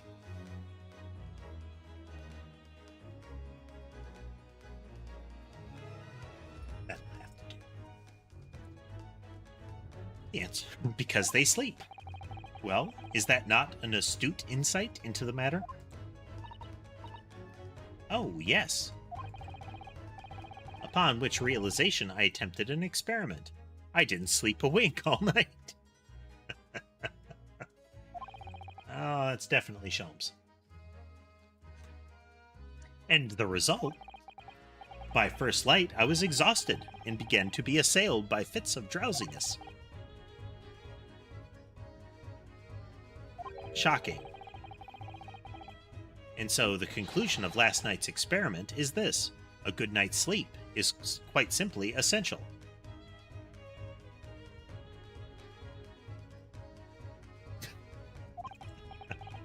Yeah, I think most of us probably knew that already. What others presuppose, I prove by experimentation. That, my dear fellow, is the scientific method. Ah, yes, one other thing. Do you remember this? Ah. Yes, of course. It's the poison that Miss Green was about to drink at the hospital yesterday. Oh, you didn't manage to... It was a laborious task, as the bottle was near empty, but such inconveniences do not hinder Sholmes. I managed to confirm that it contained strychnine. Okay, well, we're being very obvious then. So I was right. Perhaps, though of course such circumstantial evidence doesn't prove Miss Green's guilt. I shall leave the bottle in your care now, but licking the inside of the neck is not recommended. Try not to stick your tongue in the bottle of poison. I feel that I need to tell you that. Sholmes has great faith in the intelligence of his compatriots. Oh, we're missing a cat. Oh, not there. Let's do a full scan here. This guy is all loafed up in the play area.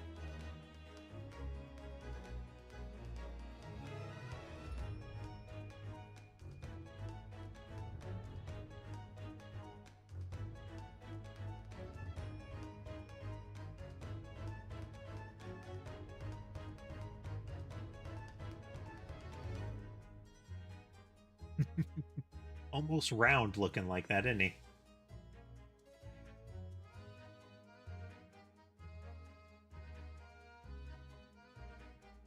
That's right, Case, mate. He warns him because it's something he'd do. I feel like he probably did it. Maybe that's why he slept in. Just a little bit. Just a little lick to confirm, you know?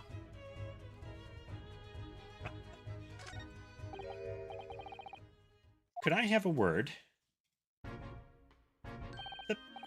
Gregson, how good of you to come.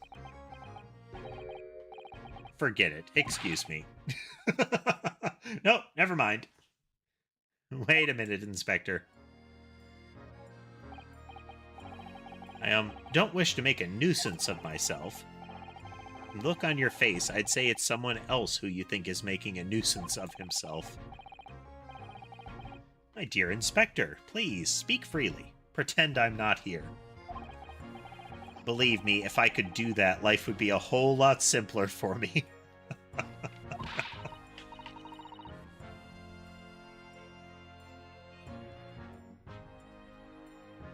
Do you have the results, Inspector, of the investigation of Mr. Shamspeare's room? Not yet. Shouldn't be long now, though. No, I'm here about something else. That dead convict, actually. Oh, you mean the man from the newspaper article we discovered yesterday in Mr. Shamspeare's room?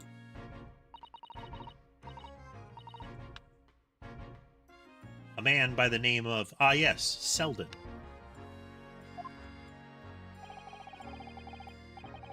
Went through the archives at the yard and dug out the fellow's file. There's something in there that, well, it caught my eye. Something caught your eye? What, Inspector? What? I've copied out the relevant parts for you, so you can read it for yourselves. Thank you.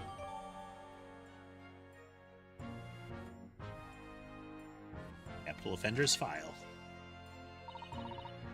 These documents include the details that were in the newspaper cutting we found in Mr. Shamspeare's room.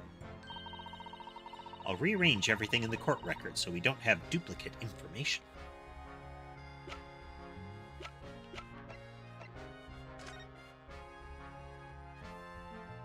Eight counts of burglary and 6 counts of suspected murder. Died of natural causes whilst in prison, his final moments witnessed only by his cellmate. The estimated £1,000 worth of loot he stole remains unrecovered. Manchester's Strangeways Prison announced the death of the convicted murderer and burglar Selden by natural causes in the early hours this morning. He had been suffering with fever since the end of October. Alerted by the shouts of his fellow cellmate, medical staff arrived to find him already dead before his capital punishment could be carried out.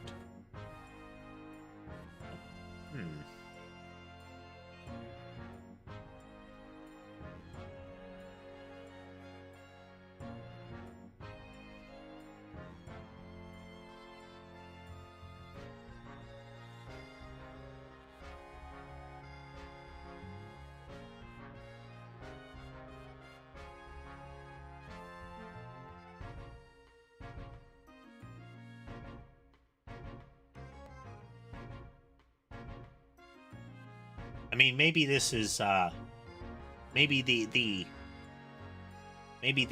greater specification for higher crimes at the time wasn't firmed up. So maybe these 18 burglaries were substantial enough to gather up that 1,000 pounds. Or perhaps most of them came from the murders, you know? A whole lot of people with excessively large amounts of banknotes on them at the time of their death.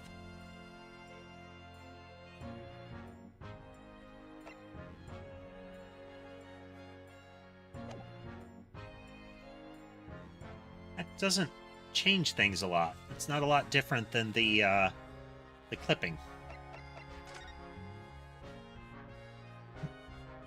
Okay, no, this is the... He dies of natural causes. This is the new info.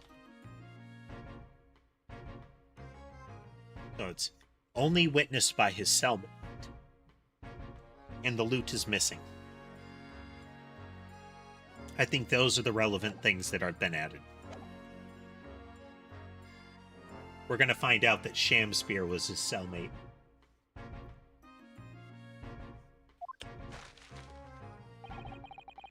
Why are you giving us a copy of this important file, though?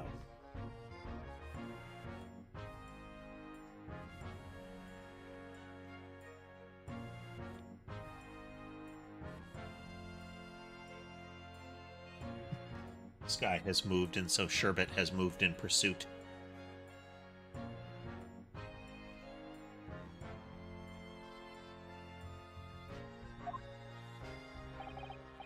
Well, you're the ones who turned up the clue in the first place, aren't you? I'm just making sure things get handled in the proper fashion. Oh, Scotland Yard's workings are so wonderful. Indeed, my dear fellows, the inspector here is a shining diamond in its crown. Shining diamond? In the rough, maybe. Look, I just don't want to be beholden to a lawyer, that's all. It's a pretty good policy, I think. Counsel for the defense and the defendant. Court proceedings are about to resume. Make your way into the courtroom at once. I shall leave you then. I'll be listening with interest from the public gallery. Not nodding off at all, certainly not. Translating from Sholmes' speak, that is, I'm gonna go nap in the gallery. Thank you, Mr. Sholmes. I'm rather tired of seeing Mr. Mustache in floods of tears, personally, so the best of luck to you.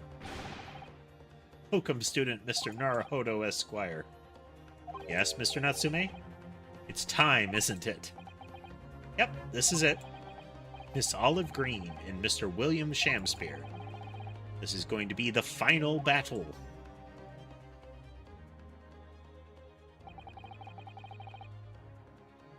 I won't really have saved Soseki until I've exposed the whole truth of everything that's been going on. But it's all coming to a head now. You can do it, Ryunosuke. You have to. Insert the challenge accepted baby meme, you know?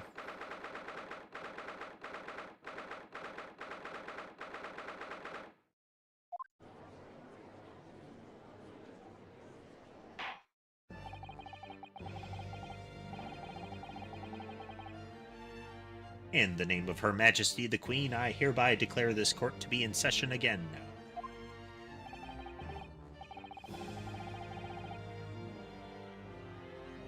For the recess, we heard a most startling accusation from the defense. Namely, that the victim of this case we heard here only a few days ago is the true perpetrator of this incident. A reckless, rash, and prejudiced charge of wrongdoing, in my opinion, my lord. However, you have no right to say anything about prejudice. The man seems to froth at the mouth of the prospect of encountering something called Japanese, let alone a person. Point. The prosecution has tried to extend every courtesy to this amateur newcomer from the dubious eastern shores. See? Thank you. for that backhanded consideration.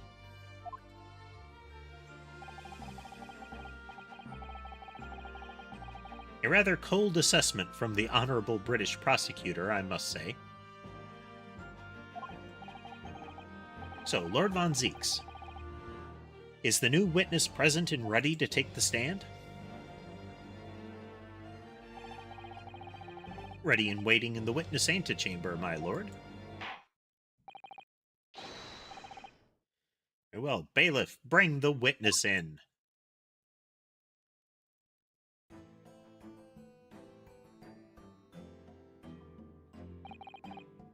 Witnesses, state your names and occupations for the court, please. William Shamspeare, my liege. For my occupation, I can say only that I will be a tragic victim, to be pitied. Currently unemployed, in other words. I'm Olive Green. I'm a fledgling artist. Well, no. Not a fledgling, really. A hopeless failure who's too weak-spirited to admit she has no talent, I suppose. Also currently unemployed, in other words. Cold. What a coterie.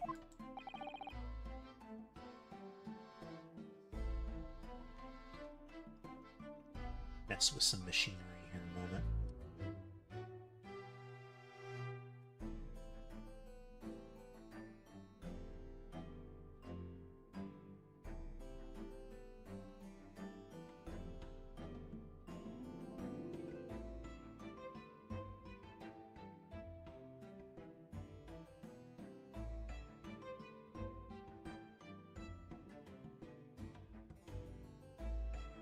Definitely the time to be messing with this, I know. Perfect time for it. The time.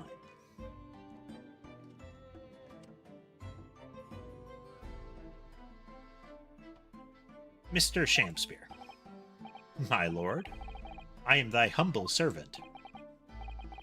I'm afraid that you are no longer merely the victim in this affair. The possibility has been raised that you are in fact the assailant intending on taking the life of your fellow lodger. The part you played in this whole business will be thoroughly scrutinized, I assure you.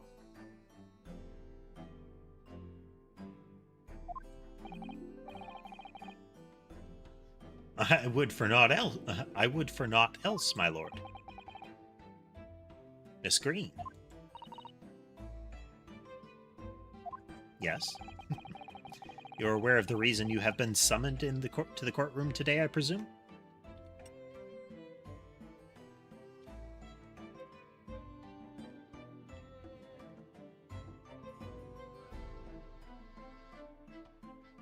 Definitely the time to be messing with all this.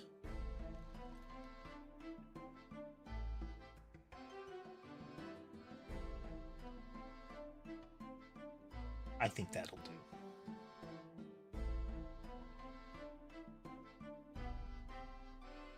Hello, Sherbet. Hello, buddy.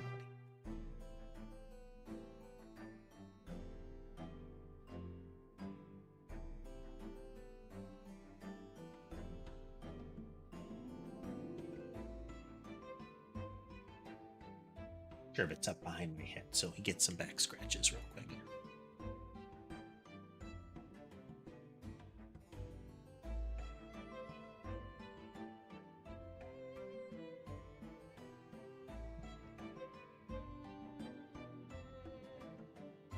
He does not commonly come out to the desk for direct attention, so...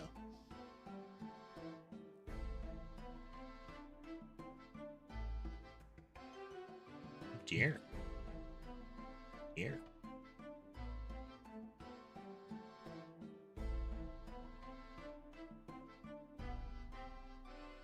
Walked right up my lap and across my shoulder. Quite uncommon.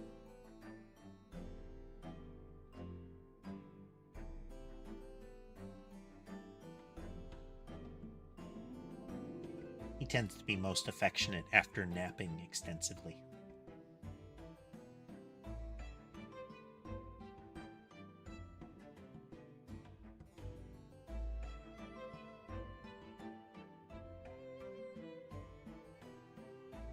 He's at maximum camera block right now.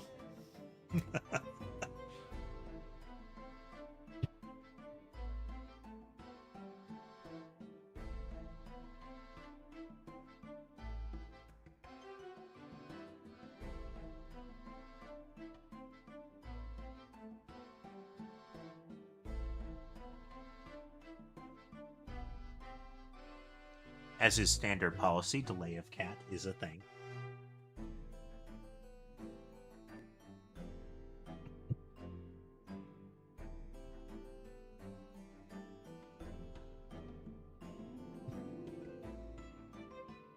You are aware of the reason you've been summoned to this courtroom today, I presume? Yes, the officer did explain.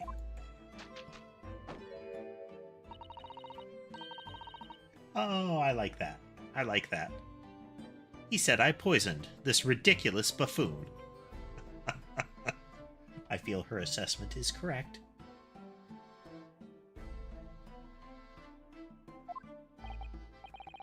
And do you accept the charge, Miss Green? I don't know anything about any poisoning. And I don't know anything about this man. Come, lady. Die to live. Verily, I know not thy prickly, pea-pigmented personage. This is going to be good. What you doing, bud?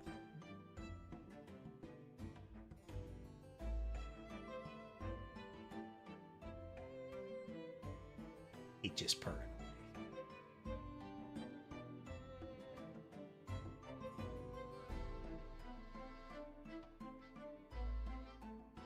There you go.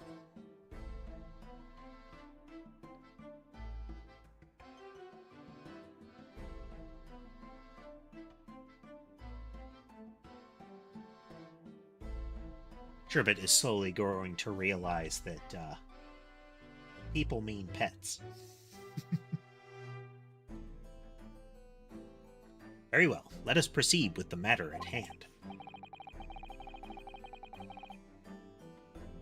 That being to ascertain whether or not Miss Green has any involvement in this affair. It's all very strange indeed. Why would you suspect me? I barely ever go to the East End anyway. It so happens that I passed by that neighborhood 6 days ago, that's all. And on the night that this man was poisoned, I was still in hospital fighting for my life. Yes, having been unfortunately caught up in the incident on the street outside of the Gerdeb household. An incident that rendered you unconscious for some 3 days. I was struck in the middle of the back by a knife, through no fault of my own, and now I'm under suspicion?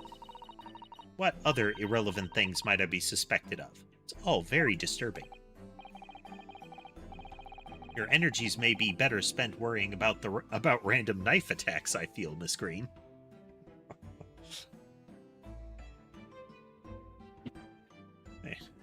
Sword of Damocles with her, you know?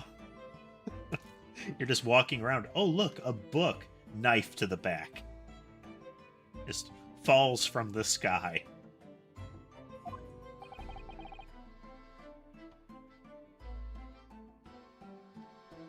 Another, I'd mentioned previously a TV series called Dead Like Me, where part of the premise was people that die become sort of psychopomps. They help people move on after death. Sort of, you know. They kind of tag them and prepare them to die so that they can then move on.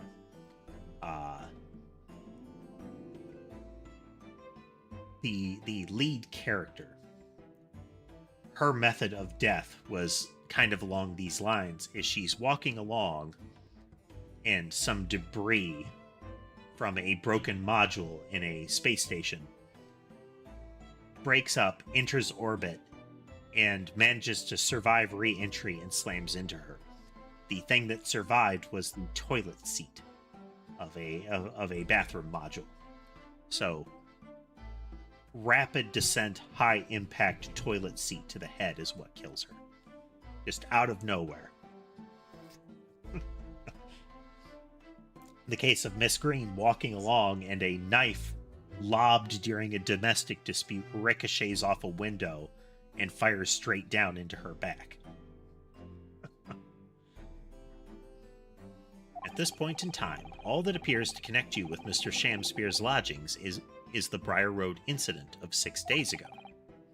That's why we would like you to testify formally now about exactly what happened. Oh no. The incident 6 days ago? You mean you want me to relive that awful accident? Yes. Unfortunately, yes. Please tell the court what happened that day. And of course, we will be interested to hear from you about your movements that day too, Mr. Shamspeare. But what happened 6 days ago is nothing to do with me being poisoned. Let us proceed, then. The witnesses will present their formal testimony to the court on the subject of the incident that took place on Briar Road the evening of the 17th of February. So that would be 4 days prior to when this incident took place. I believe. Let's verify.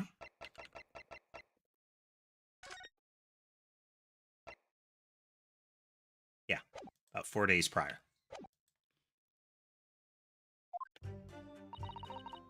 It was 6 days ago.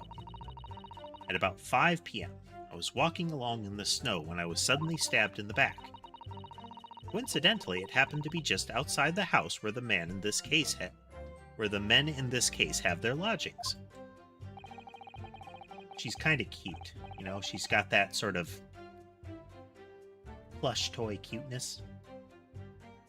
The way she's like ramming the brush into her cheek in thought. I was at the tavern on the eve of which thou speakest, for I had bespoke my supper. It was the first time I'd been in the area. I had a little matter to attend to, that's all. Anyway, I was admitted straight to the hospital, so I knew nothing about all this business.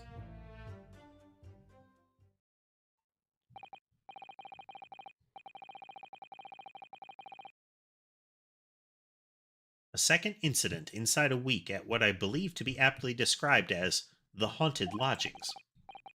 One can only presume that this is a most unfortunate coincidence. Meanwhile, you say you were not in your room, Mr. Shamspeare?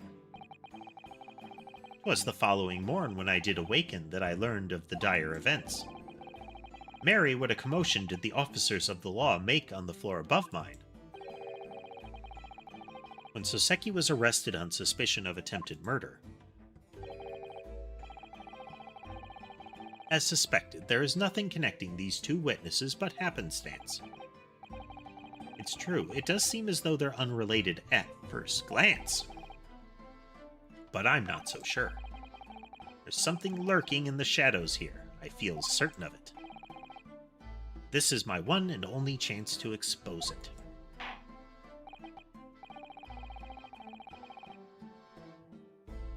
Counsel, you may cross-examine these two witnesses, if you wish. Yes, my lord.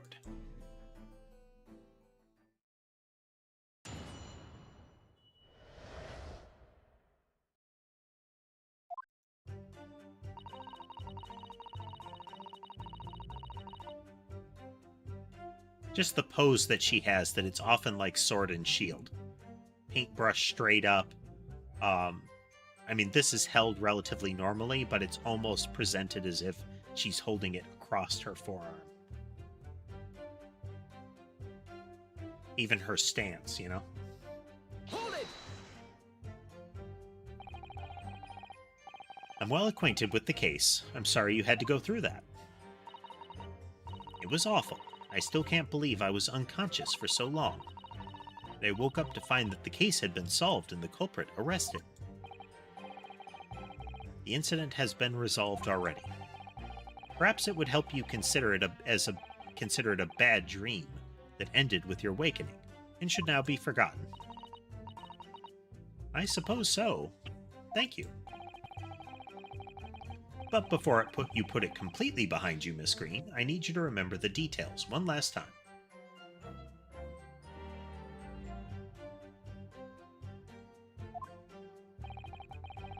You must tell the court exactly what happened that day, for us to arrive at the truth about this new case. The trouble is, there's nothing to tell, really. I was just walking along the pavement.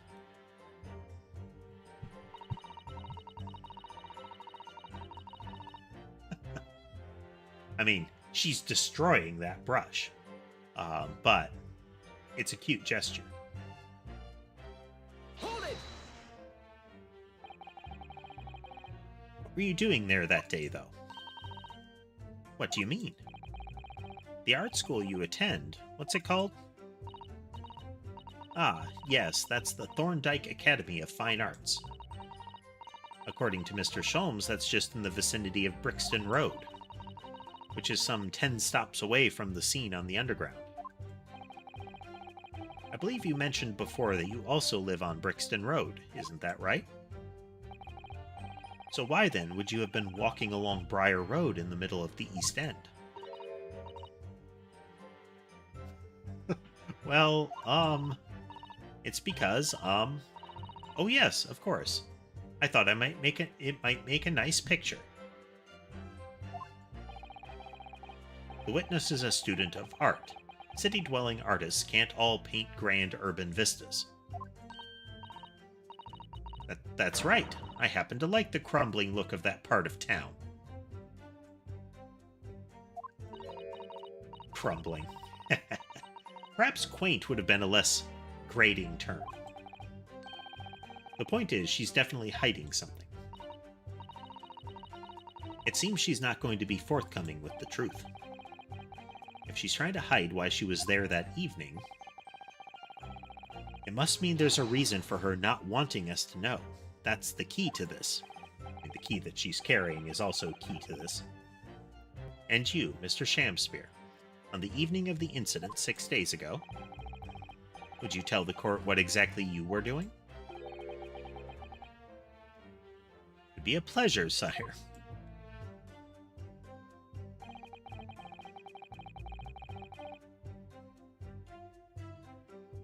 It's at the tavern on the eve of which...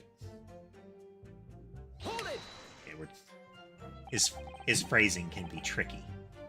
A tavern, you say? Which one? Was the Slug and Salad where I did tarry. 'Tis a jewel in the East End. That is the tavern which she was called to by the note. And a little unexpected, I feel. Hmm? What do you mean, Lord Von Zeeks? The Slug and Salad offers unusually fine dining, for the locality at least. Not an establishment you'd expect to be patronized by a man with not even a crumb of bread in his room.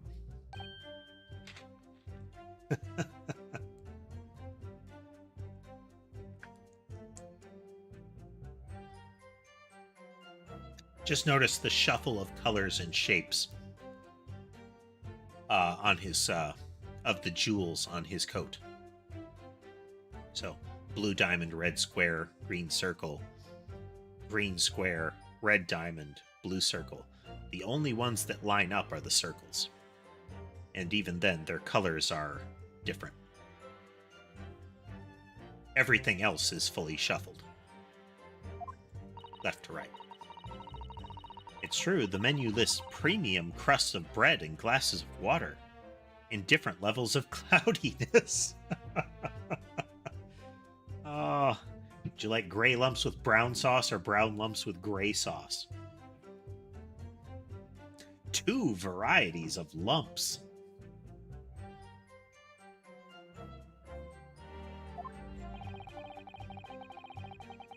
would have expected Grub's Grubbery in the local vicinity to be more appropriate for your means. Watery soup and mushy peas. Or rather, soupy water and pea-like mush. Oh. I mean, he's not describing something very much better than the, quote, fancy place.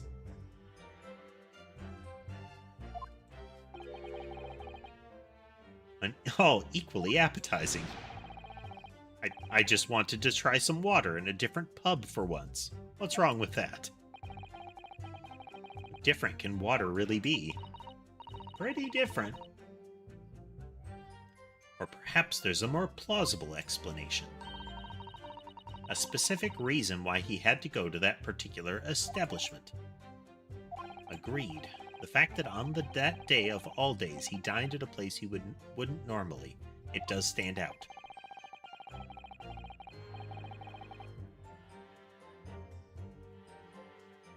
So Mr. Shamspeare's own actions on the day of the incident, 6 days ago, were slightly suspicious.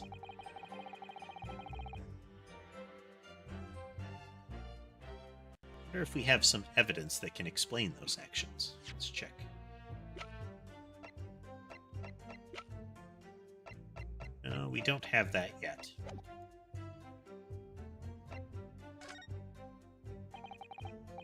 I wish we did, but sadly I can't think of anything at the moment. Only that invitation note, which we don't have on our hands, is the relevant piece. Find a clue that could explain why Mr. Shamspeare went there. We must present it to the court. Yes, absolutely. It is all in the matter, counsel. I would ask Miss Green to reiterate her next statement. Hold it! What little matter, Miss Green? Please elaborate. It was nothing, really. It's not worth mentioning. Oh, but I must insist. Please mention. If you remember, you mentioned it to us yesterday at the hospital. Ah. It was related to the card you were holding. Miss Green.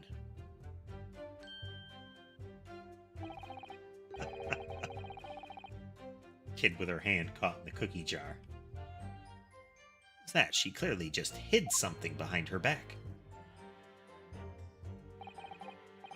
From memory, I believe the card contained a note that read, I have information regarding the death of Duncan Ross. What does that matter? It has nothing to do with... this has nothing to do with Duncan. Excuse me. Thump. Mr. Shamspeare, do you have something to share with the court? Pause. To be or not to be? That is the question. Was waiting for somebody to pull that.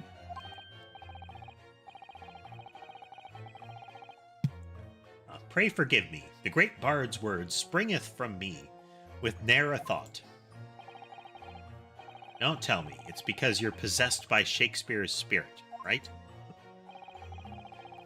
Hearing Miss Green's words a moment ago seemed to make you think something. Something of relevance, perhaps? Well, nay, sire. 'Twas nothing at all. Presumably you know the name, though? Mr. Duncan Ross, I mean? After all, you were both lodgers in the same house. I would it were so, but sadly nay. Lodging be a lonely occupation, sire. My lodging fellows be rarely known to me. So you haven't heard of him, even though he passed away in the room just one floor above yours? That's why I was looking for the timing of when they moved in. Because, yeah, that's right. It's, like, I think it was like 3 months ago. He presented to Garrideb wanting the middle room, but it was taken. So he took the ground floor. Then Natsume jumped into the first floor as soon as it was available. So the implication would be he killed Natsume. I'm sorry, he killed Duncan Ross the same way he's trying to kill Natsume. Miss Green. Me, my lord? Have I done something wrong? The card that was mentioned before, containing the note. Do you have it upon your person?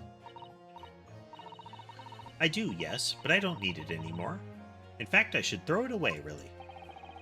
Before you dispose of it, the court will take it as evidence, please. A note in an envelope that seems to have been ripped rather roughly.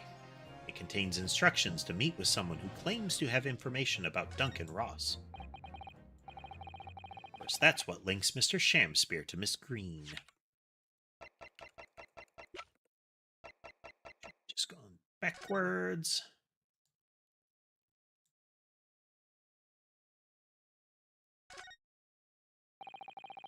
The envelope has been ripped open rather carelessly, hasn't it? Screen strikes me as the type to open correspondence more neatly than that. Ah, what is it? The way the envelope is torn, I'm almost sure I've seen the exact same shape somewhere else before. Oh. Maybe this is backwards. Shamspear didn't send the note. She did. She gave the note to Shamspear.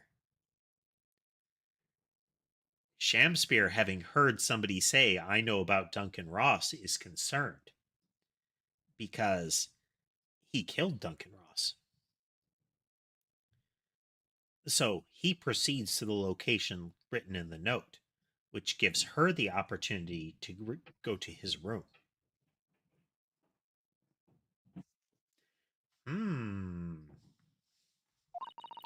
No, were you thinking that of this piece of evidence, Mr. Naruhodo? Exactly, that's it. Try to match them up. Go. I mean, I can get this tear, but boy, this tear. That's a trickier one there.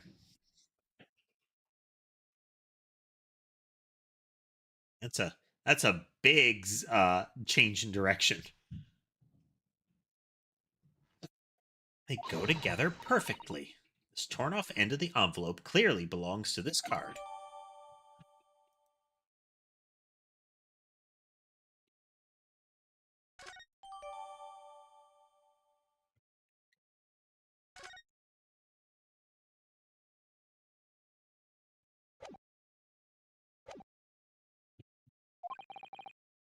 It's Duncan Ross. Now, continue with your testimony, please, Miss Green. I was admitted straight to the hospital, so I know nothing about this business.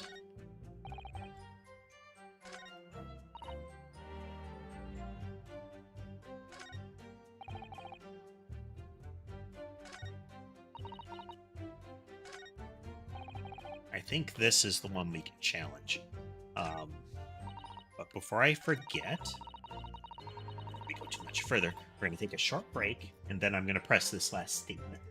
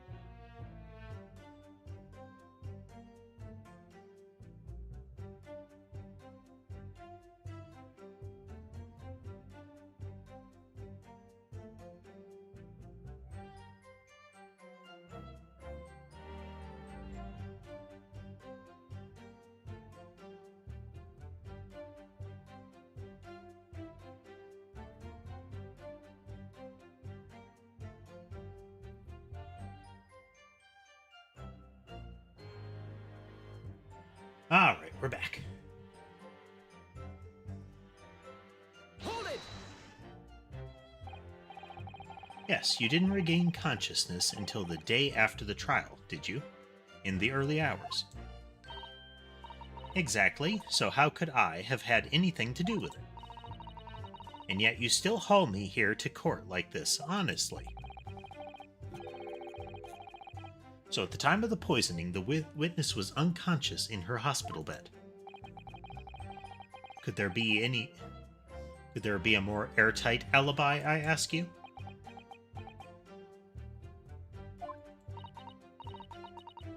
Yet, in spite of that, you claim that I was the culprit? I wonder if it's not the pipe work, like not on the pipe, but instead she was unaware of that. And instead just did something like put powder in the note or similar. I thought it was even like skin contact. And Google's gonna have a heyday with all these strychnine searches I'm doing.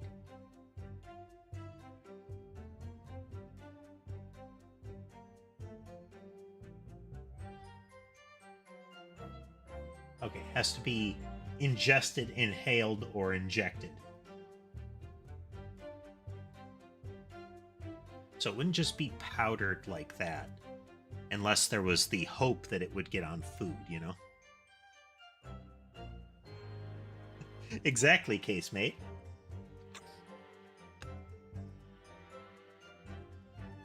Gotta make sure that air travel is fun.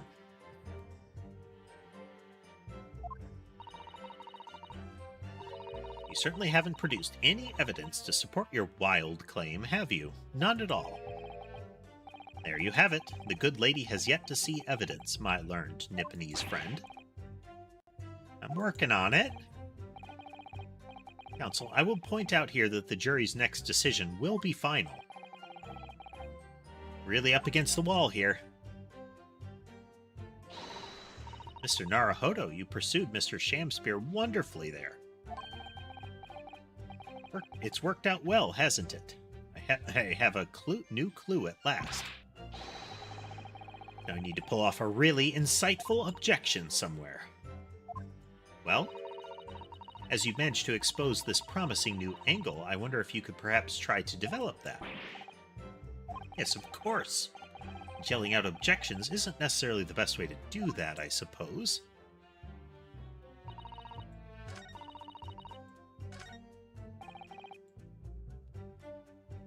Save. We're going to oppose this one.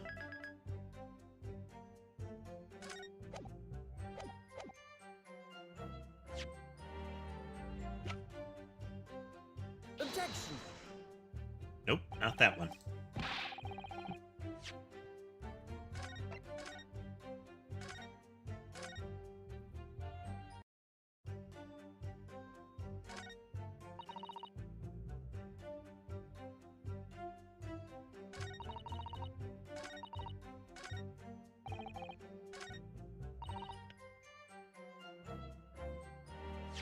This is this part.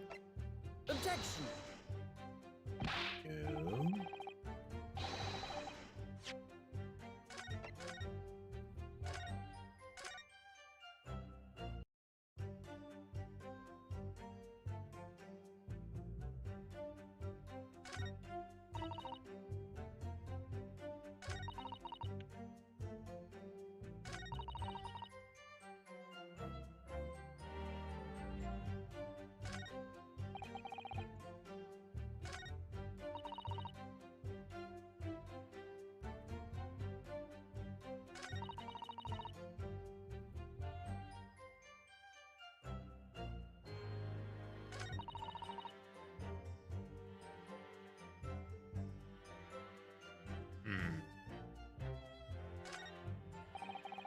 Hold it! Never you say which one. Slug and Sally, Jewel of the East End. Let's...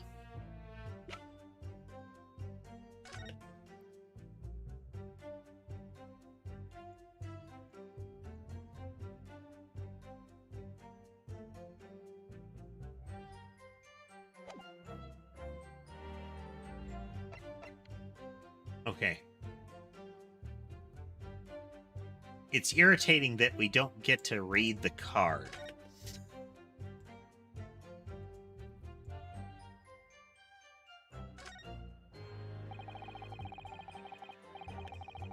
The envelope.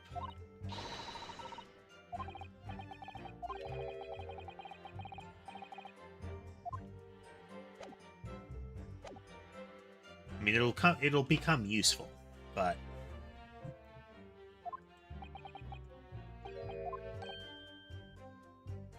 it's unexpected. It's fancier than you would normally be able to go to, though despite being, terrible. Premium bread crust.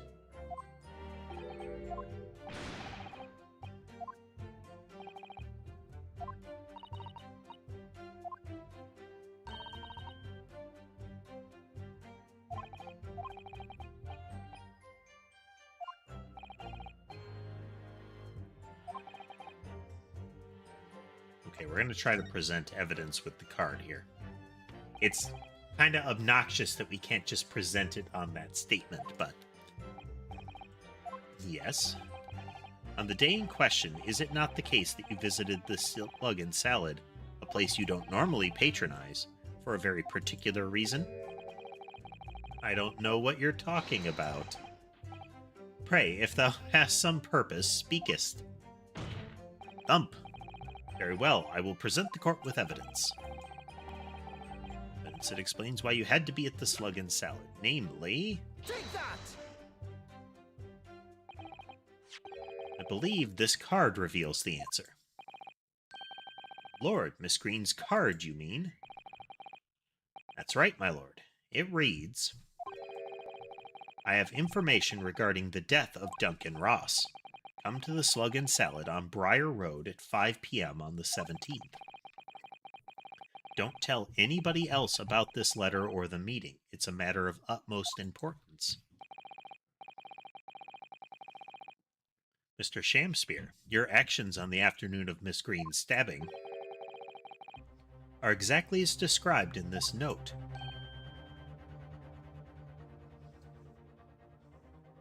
Ah. Personally, I find it hard to believe that's a coincidence. Don't you, Mr. Shamspeare? He's going to assert that he has no idea what that note is. Well, excuse me, can I say something? Yes, Miss Green? That card was delivered to me. It doesn't have anything to do with this odd man, does it? Well, you'd think so, yes, but it's hard to believe it's merely... My lord, may I? May you what, Miss Green? I'd like to make something very clear about that card. Gavel. May amend your testimony to include details about the peculiar note. Biscotti.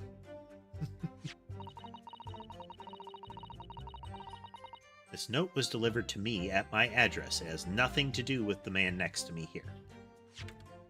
I should be able to present the torn-off piece.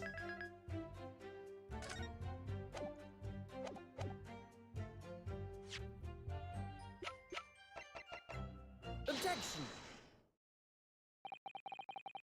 The day before the incident, exactly 1 week ago now, this note was delivered to your address. And upon carrying out the instructions in the note, you found yourself in the hospital. Yes, I did. It's terrible, everything that's happened to me. It is terrible. If it's all true, that is.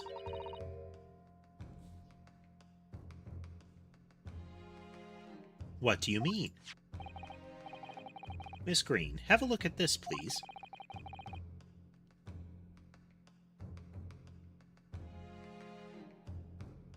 It's the torn-off end of an envelope. Oh, is it?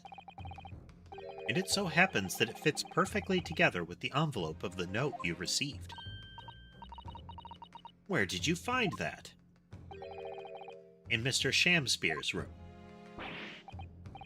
Huh? In my room? Mr. Shamspear, do you perhaps remember this note from somewhere? Well, your actions that afternoon followed the instructions in the note to the letter. Come to the Slug and Salad on Briar Road, 5 p.m. on the 17th, so that's exactly where you went. Let me ask you again, Mr. Shamspear. Point. You already knew about this note, didn't you? And you, Miss Green. What did I do? As this torn-off end of the envelope proves, the note was originally in Mr. Shamspear's room. So how is it that it came to be in your possession? I don't have the first idea. I'm just a fledgling artist, after all. Thump. There's only one explanation. You broke into Mr. Shamspear's room and stole it. You did what? Sorry, thou hast what? Broke character. You broke, thou were in my room? What on earth do you want with me? Gavel. This is a development. It would seem that both witnesses need to testify again.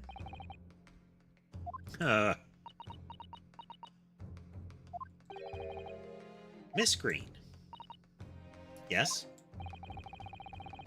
Whilst you have the court's sympathy, I'm sure, for the suffering you have endured in recent events, anyone found to be giving false testimony in a court of law will be duly punished unless they are a witness for the prosecution, in which case they're free to keep doing so. Please continue.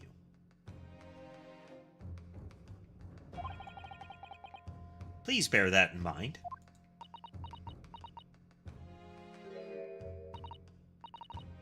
Yes, I know. Very well then, witnesses, you will give formal testimony again now, on the subject of this curious anomaly regarding the note Miss Green claims to have received.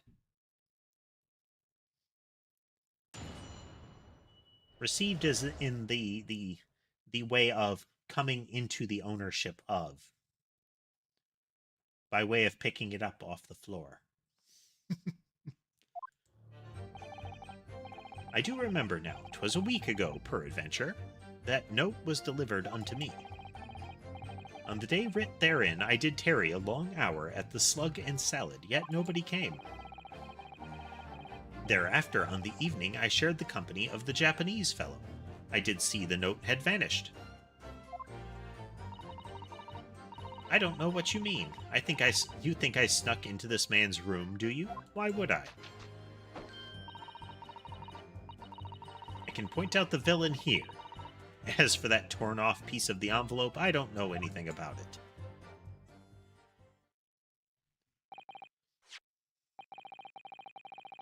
You now claim to have received this letter, do you, Mr. Shamspear?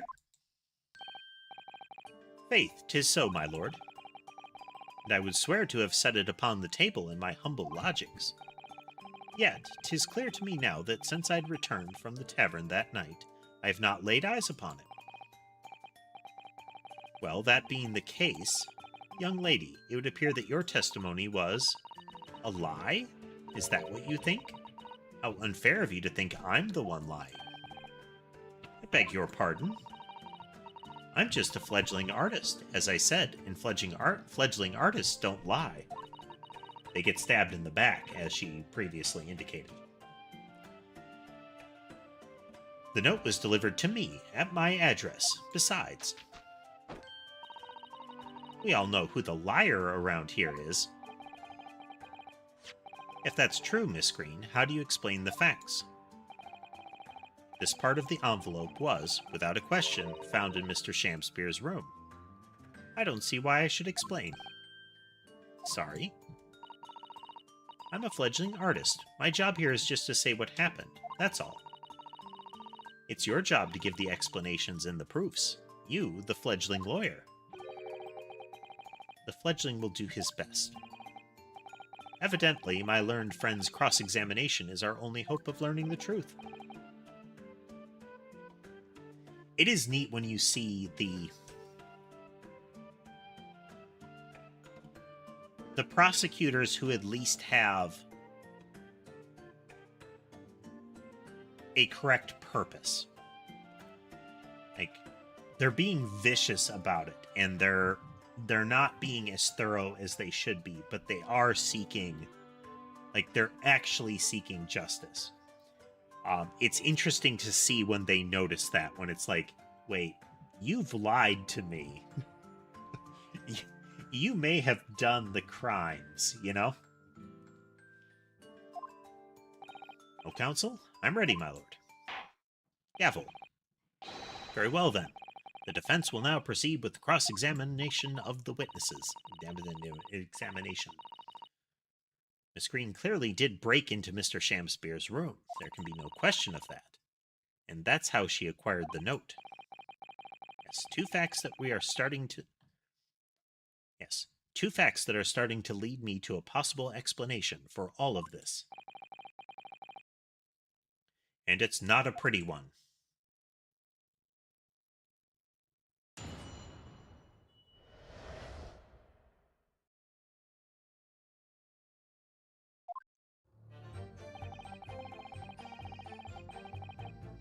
Hold it! And can you shed any light on the contents of the note at all? Nay, sire. 'Tis as strange to me as a foreign tongue. Even with a knowledge of literature as great as mine own, verily, 'tis impenetrable. But Mr. Duncan Ross had lodgings in the same household as you. In effect, he was your neighbor, so surely you knew him, didn't you? Alack, if the choice is betwixt I knew him and I knew him not, then 'tis with foreboding that I be forced to declare we were by some small measure acquainted. Despite your claims, though, you followed the note's instructions and went to the slug and salad. Presumably that was nothing to do with your knowledge of literature. Marry, naught will have the better of me, sire, save for the lure of curiosity. 'Tis true, I was compelled by mine own eager heart to betake myself to the tavern. Yet, in the end, my curiosity was not sated.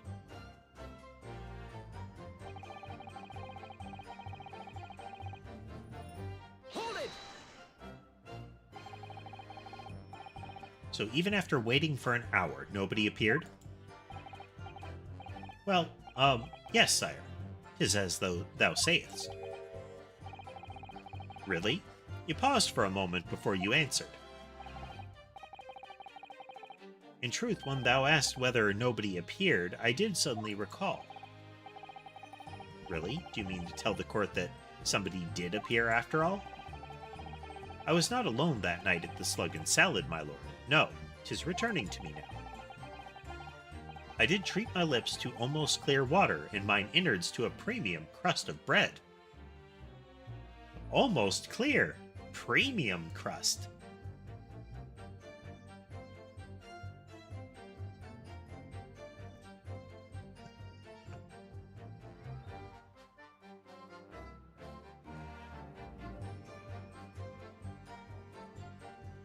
It's a place with a tap instead of just a hatch that leads right into the Thames, you know.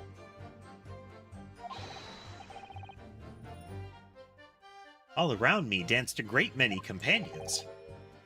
What do you mean? Flies, sire, flies. Good lord. In the name of Beelzebub, what were they? Fairies, perchance, from a midsummer night's dream, come to taunt me? I think they were just flies. Can't help thinking that the flies ought to choose something more wholesome to buzz around. Is that wrong of me?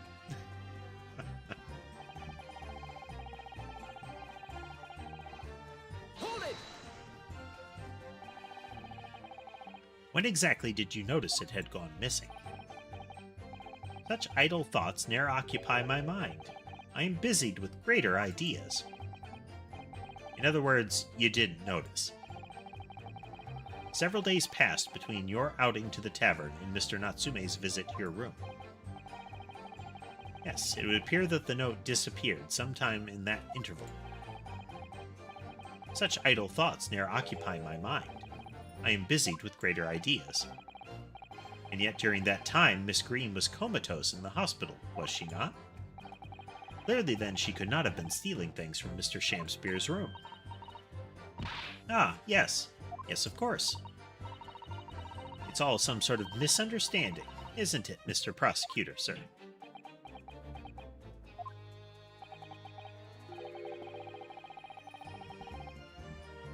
You have so far failed to give a satisfactory explanation as to how you came by the note. Ah. I'm not here to advocate for your defense, madam. I won't tolerate inconsistencies in your story. You would do well to remember that. Oh, dearie me. What's Lord Von Zeke's getting at?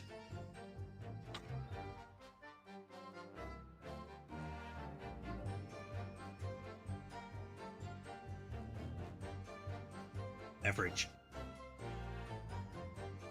While I try to keep Sammy entertained enough.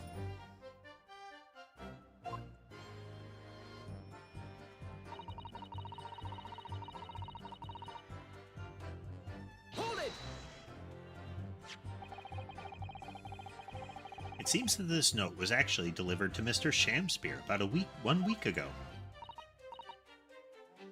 Oh, does it? But for some reason, it ended up in your possession. I can't think of any way that could have happened except for you breaking into Mr. Shamspeare's lodgings. But for what reason would the witness have done that? I won't deny that Miss Green's possession of the note would appear to defy logic. However, until and unless her involvement in this case can be proven in some other way, thump. Any further pursuit of this note is meaningless. Miss Green could only have come in possession of the note by stealing it from Mr. Shamspeare's room. And yet, there's no obvious reason why she would have done such a thing. What if there was some other reason she broke into his lodgings, though? Yes, we should pursue that idea, Mr. Naruhodo.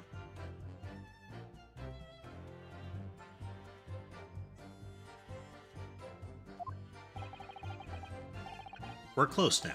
I can feel it. We're so close to a breakthrough.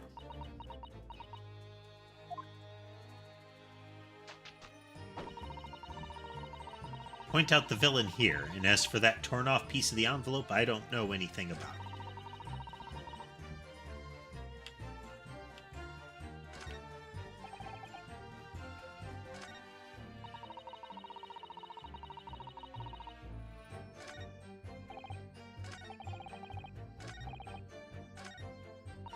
My hand got bumped, so...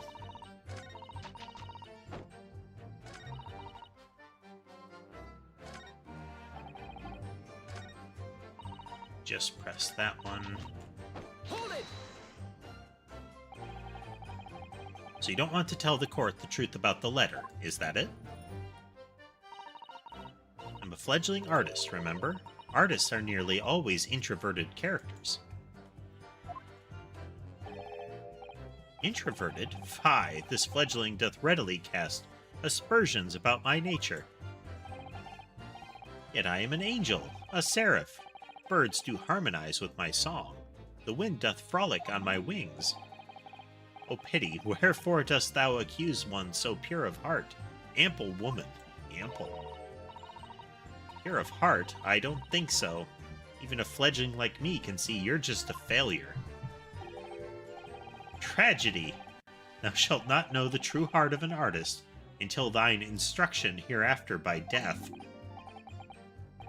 Oh, the days, oh, the years, alas, to enlighten thee, thou must wait so long and in vain. Sir Naruhodo, interject some clever remark. This is your chance to shine. I'm no Shakespearean actor, Miss Susato. No, as far as I can tell, the only thing that's going to resolve this argument is evidence. It's good that Miss Green did in fact break into Mr. Shakespeare's room, isn't it? And that's where she found this letter. Two more or less foregone conclusions that led me to one terrifying conclusion. Terrifying? Yes, I'm afraid to say that the outcome of this cross-examination may well change how we look at this case completely.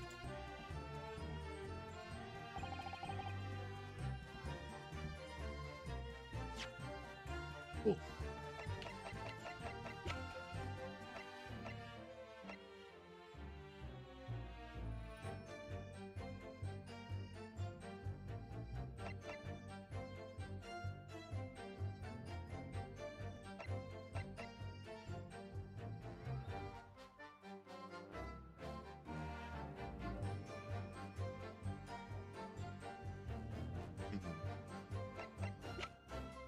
Pitcher or the poison bottle, I think.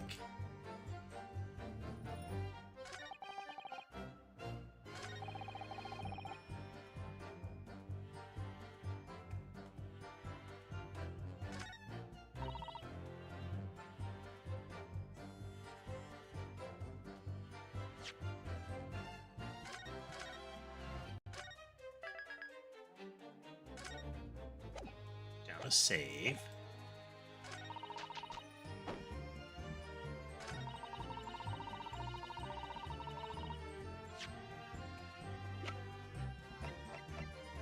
Objection! Nope, not the picture.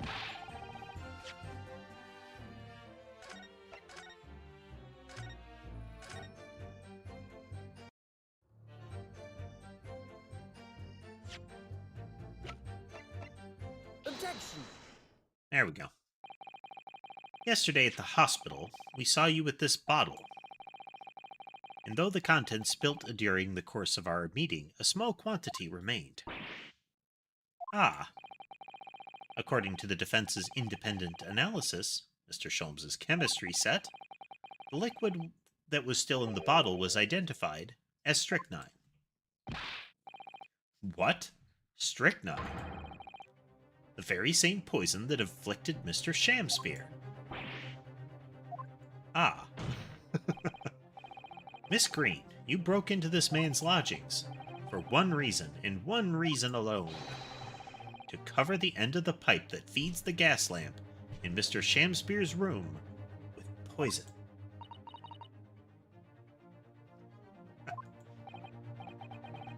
Can this be? You broke into my room? It may seem incredible to the court, but from the remaining clues there is only one logical conclusion that we can reach. Thump. The person who attempted to take Mr. Shakespeare's life with poison was you, Miss Olive Green. Oh dear, oh dear, oh dearie. Me, oh dang. Overturned all her stuff.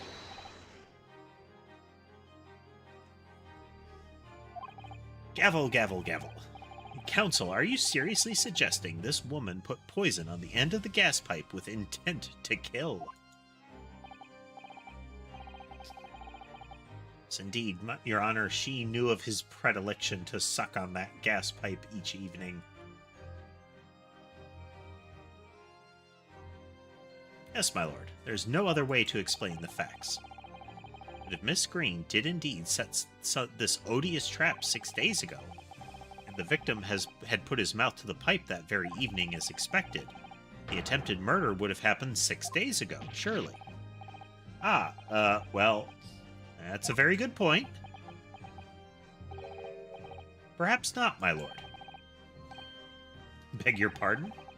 There was a significant police presence in the area that evening, on account of the incident on Briar Road. That's right, Soseki wasn't at his house for a protracted period during that. It wasn't until he got home. And then it started happening again. which was essentially the very last prior day to the incident. Local residents were being interviewed throughout the night as part of the ongoing inquiry. A circumspect criminal would likely have chosen not to carry out any wrongdoing at that time. His target wasn't present. Lord Von Zeeks. And of course, the following morning there was more activity at Mr. Shamspeare's address. More activity? Ah, yes. You mean his fellow lodger, Mr. Natsume, being arrested on suspicion of murder. That's right, and as the defense has already proposed, Mr. Shamspeare was meddling with the gas pipe to the room for the very sinister reason himself, or A, to cause the gas stove in Mr. Natsume's room to go out, thereby asphyxiating the occupant. But once Mr. Natsume had been arrested, his room was under constant surveillance by the police. In the circumstances, Mr. Shamspeare had no reason to blow air into the gas pipe. His intended victim being in a prison cell. With the need to tamper with the gas removed, the poison on the pipe lay dormant. And then, 3 days ago now, the situation changed again. Right, Mr. Natsume's trial, which took place here at the Old Bailey, came to an end. The trial in which the man stood accused of stabbing Miss Green in the back, but was duly acquitted. That resulted in Mr. Natsume returning to his lodgings for the first time in 2 days. This is ever so twisty, so many things happening at once. And that very night, his gas stove mysteriously went out, and Mr. Shamspeare was mysteriously poisoned.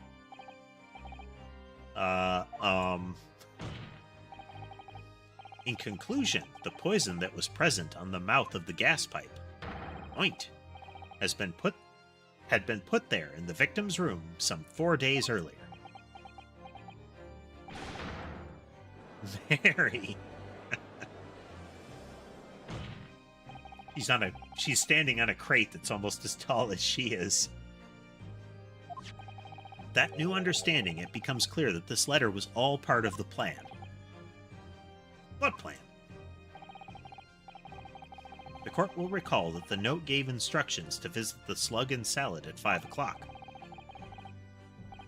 and that the recipient should tell nobody else. The reason for those instructions are now clear. To ensure that the lodger would not be at home at the stated time. To make sure I wasn't home. Exactly. While you were out, Miss Green could safely slip into your room, knowing that she wouldn't be disturbed. You mean to say that letter was written by Miss Green? Yes. And in order to cover her tracks, she took it away with her when she left.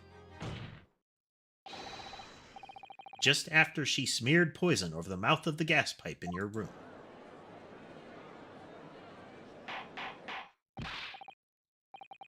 Gavel, gavel, gavel.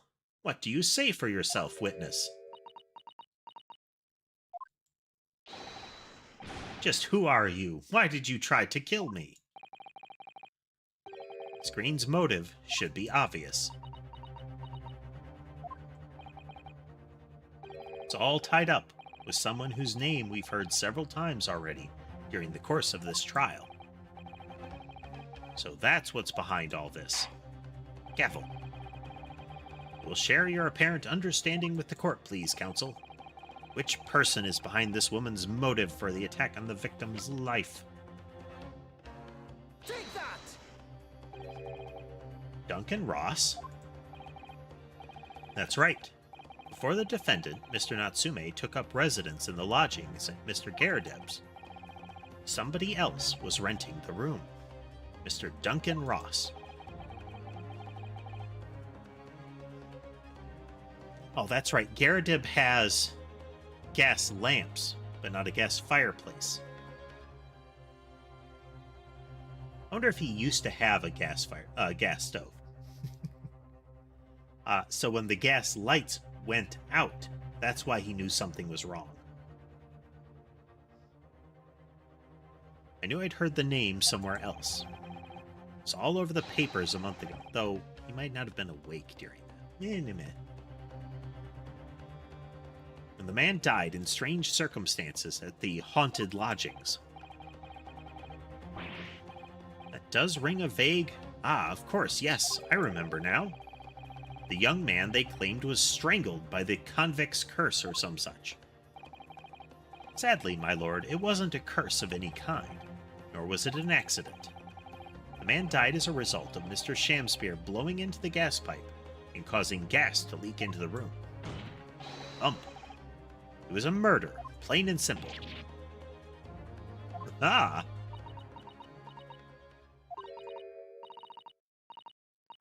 Laugh, laugh, laugh, laugh. Well, what do you know? The world is so unfair. Curses, curious deaths, that's all people care about. If it's an interesting story, they want to know. It doesn't cross their minds that real people are involved. It's also a remarkably applicable statement in modern times, is there's a lot of sometimes ghoulish interest in cases that are ongoing or have recently happened, to the extent that it harms or continues to harm those involved, even after it's like done and dusted. Setting outside people determining if the right result happened. And once they're bored, just 1 month later, once the story's lost its appeal, everyone's forgotten him. You mean you... Duncan was... Mr. Ross was Miss Green's fiancé. Fiancé? You may not have known until now who Miss Green really is, Mr. Shamspear. But she's known exactly who you are all along, because you're her sworn enemy, the murderer who took the life of the man she was to marry. Marry?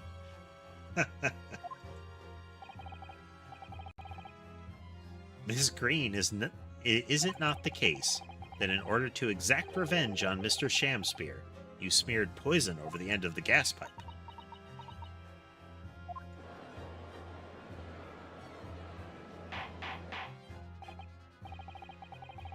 This is all quite extraordinary. Am I correct in my understanding that you now accuse both parties, counsel, each on different counts of murder? Yes, accusations for everybody. Who's next? Step right up. You committed murder, and you committed murder. You all committed murder.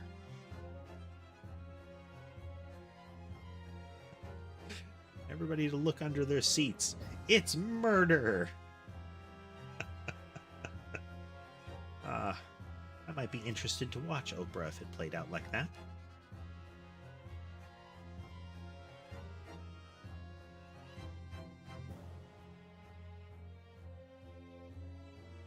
Yes, my lord, that's correct. Inhaling so deeply, it appears that my fledgling learned friend has taken in a lungful of dubious gas that's causing his judgment to be clouded. Huh? Why would Mr. Shamspear have wanted to kill these lodgers, as you say? Point. You have completely failed to provide a motive to substantiate your accusation against the man. Yes, that's right, Mr. Reaper, my liege. I have been slighted. 'Tis lies, all lies. I deny every utterance. You'll have to forgive me, Mr. Naruhodo, sir. But I don't intend to admit to anything either. Miss Green. I'm sure you'll think I'm being very rude, but I'm not going to be sent to the gallows for the likes of this scoundrel. Yep, sword and shield. Kind of reminds me of, like, the Acorn Knights in Breath of Fire. Anybody remember that?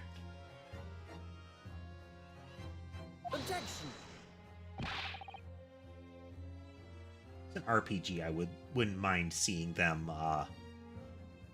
dust off and remake.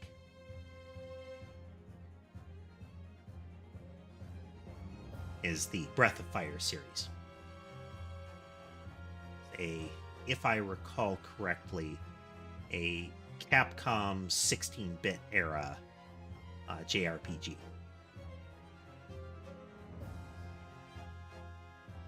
With a theme that ran through all of them, that the main character was like half dragon or something like that. And the kind of upheaval and adventures that resulted from that origin coming into play. But also just general JRPG nonsense. Lots of interesting game mechanics come into play in those. Though I will say, while I enjoyed elements of the last installment, it was really, really short.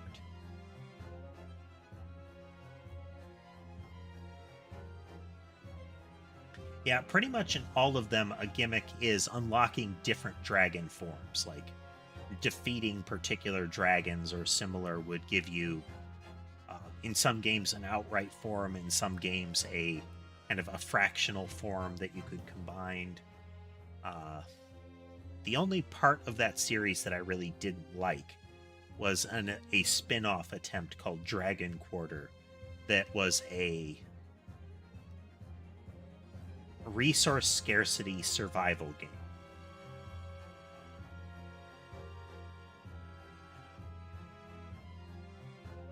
Which I don't think it was well suited to that.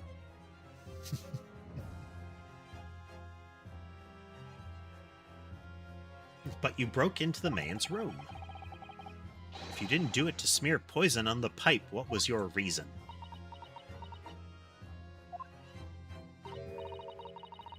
I thought I'd have a look around. That's all. Sorry. You're right. I suspected him. So I thought perhaps I might find some evidence or something in his room. Evidence that it was him who took Duncan's life. Oh vileness, oh villainy, oh tyranny, oh rotundity of woman. You're wrong, you're evil. You're evil, you're evil, you're cruel, you're chubby. I feel he veered off into petty territory pretty quick there.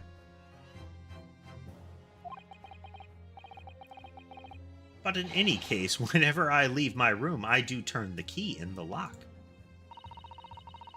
That whole place is falling apart. The locks on the doors are no different. Duncan showed me once how to unlock the door with some terps and a piece of wire. I don't know what terps are.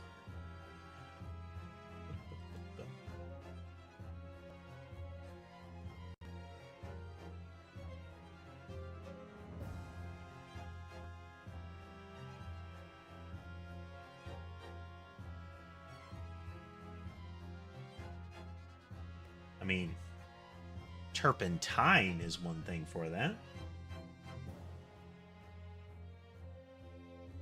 Huh.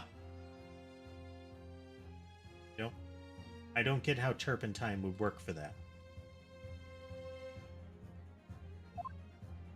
I mean, I get why she would have it on hand. Awfulness, oh artfulness, oh tyranny, oh profanity of woman. We will consider your trespassing on some future occasion, but for now, tell the court what you found, what evidence your search revealed. Well, I spotted the note that I'd sent him lying on the floor. When I went to pick it up, I noticed something. One of the floorboards was loose, and underneath it I discovered a secret hiding place. Eh? Yes, we also discovered that hiding place. Inside we found a newspaper cutting, a photograph, and an empty tin box. Ah yes, well, the thing is, when I found it, the box wasn't empty. What? There was something in it? Yes.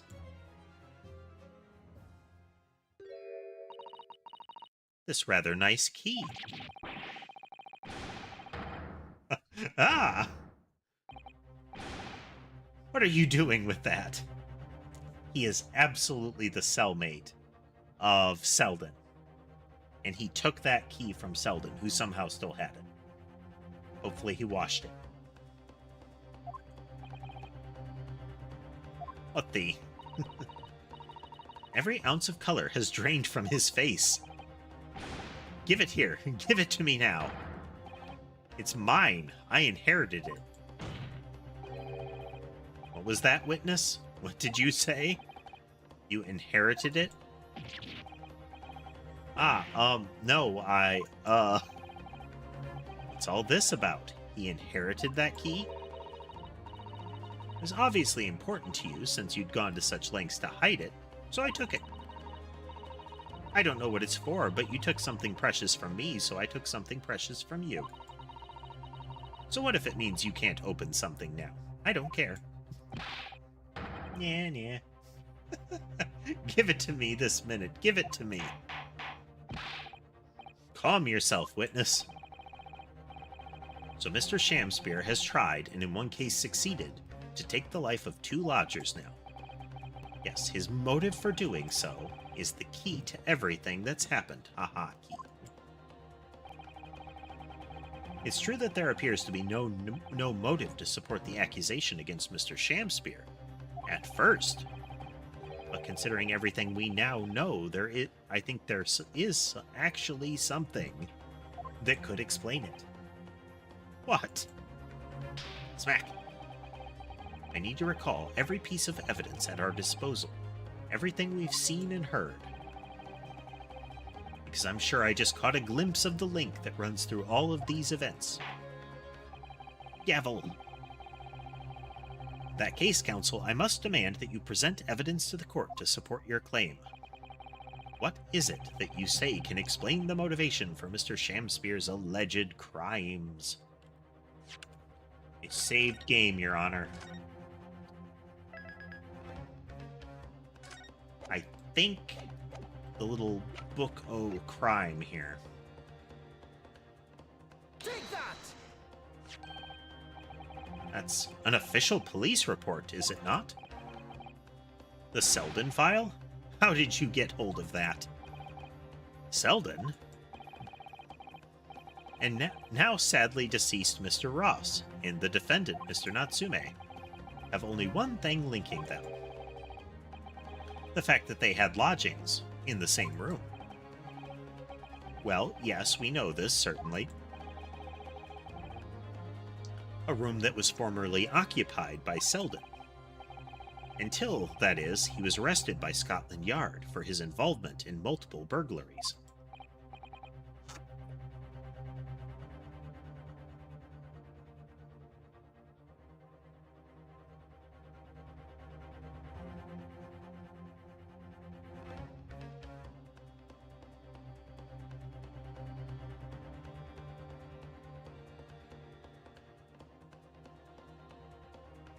Adjusting the chair.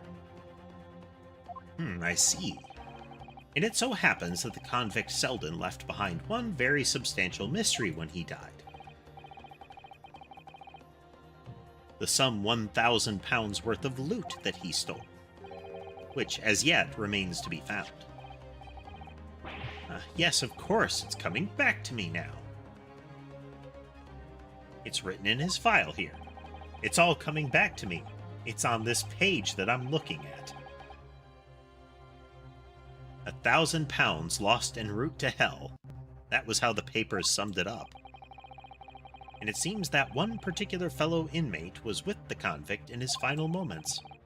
It's not hard to imagine Selden entrusting that inmate with his most closely guarded secret. The location of the stolen loot, and perhaps a key to unlock whatever container the valuables were in.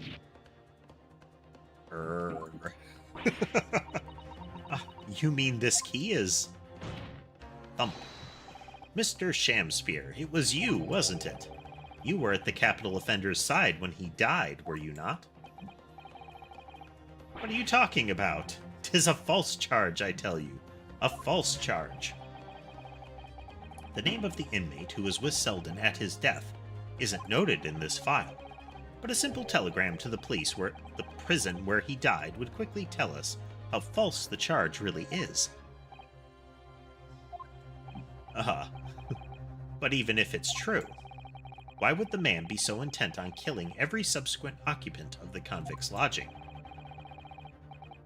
There's only one explanation for that, my lord. It was in that very room that Selden hid his loot.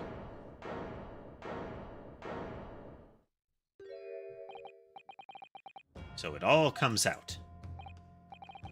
Yes, and having established that, all of Mr. Shamspeare's subsequent actions start to make perfect sense. When he was let out of prison following Selden's death, he made immediately for Mr. Gairdeb's lodgings in the hope of renting Selden's room. However, the retired army man was unable to offer him the accommodation of his choice, because Selden's old room had already been let to somebody else, Mr. Duncan Ross, who rented it because it was the room of a now dead ex-con. And thus it was cheap, which is why Mr. Shamspeare subsequently devised his gas-based plot to kill the occupant of the room. And when he was successful, he presumably intended to inquire about switching into the newly vacant room. However, a certain jittery someone had beaten him to it. Mr. Soseki Natsume, the defendant of this case, no less. So you decided to use the ploy with the gas again, didn't you, Mr. Shamspeare? This time to oust Mr. Natsume. All for one simple and avaricious reason. To get your hands on the 1,000 pounds of loot left behind by the dead convict. You. Arg.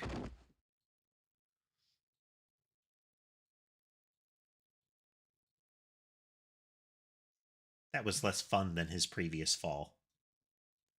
Looks like I'm gonna snuff it before they get to stretch me neck. Listen, I want you to have me loot. Anything to stop the coppers getting their mitts on it. It's in the room where I was lodging when they got me. Here, this is the key to it. Take it. Always stay one step ahead, mate. See you in hell, I guess. Shamspeare. Yep.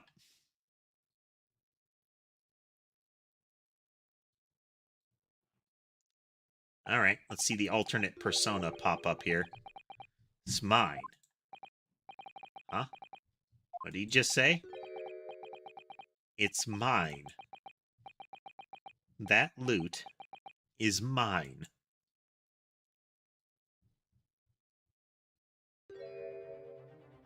Oh dear. Well, there's a transformation.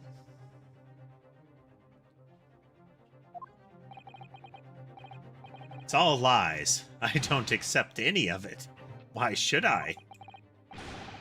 After all, you don't have a shred of evidence. You can't prove I killed that fellow. Forsooth, I'm the victim here, remember? Isn't that right, ladies and gentlemen? If I don't admit to it, there's nothing you can do. You can't arrest me, for the time being, anyway.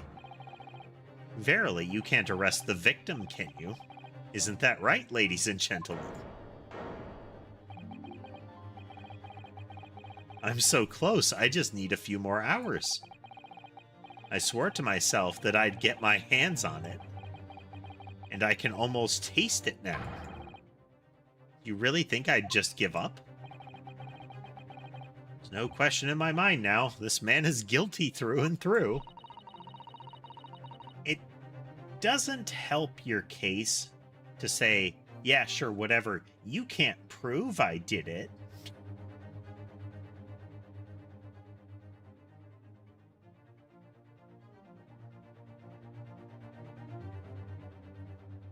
He seems so utterly intoxicated by the idea of that loot. I'm afraid that however hard you press him, he'll never admit to what he's done, Mr. Naruhodo. There is a way. Pardon? There's one way I can finish him. No. He's already committed the most heinous crimes to get his hands on that loot, which means all we need to do is find it first.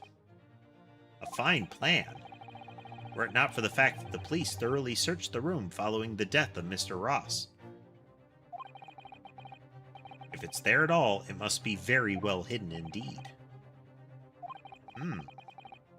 Without conclusive evidence, I certainly cannot rule. If only there was some way we could find the convict's loot quickly. This is the final piece of this complex puzzle, but I think we might have it in our possession already. Rather, I think we may well have something that can help us find where that loot is hidden. My lord. Yes, counsel? The defense would like to make a proposal about how to find the late convict's hidden loot. I believe we are already in possession of something that could give us a clue as to its whereabouts. The gas meter? It's the only thing that I can think of that has a big old lock on it.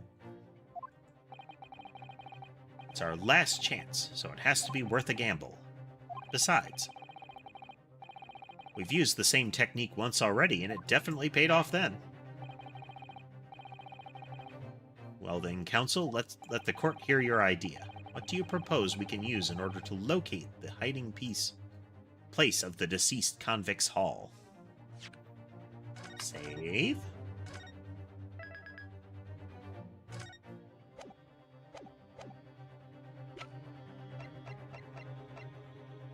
Take that! It's my proposal, my lord. Good gracious, we can use that, can we? I have another idea. Stop wasting the court's time with this senseless rubbish.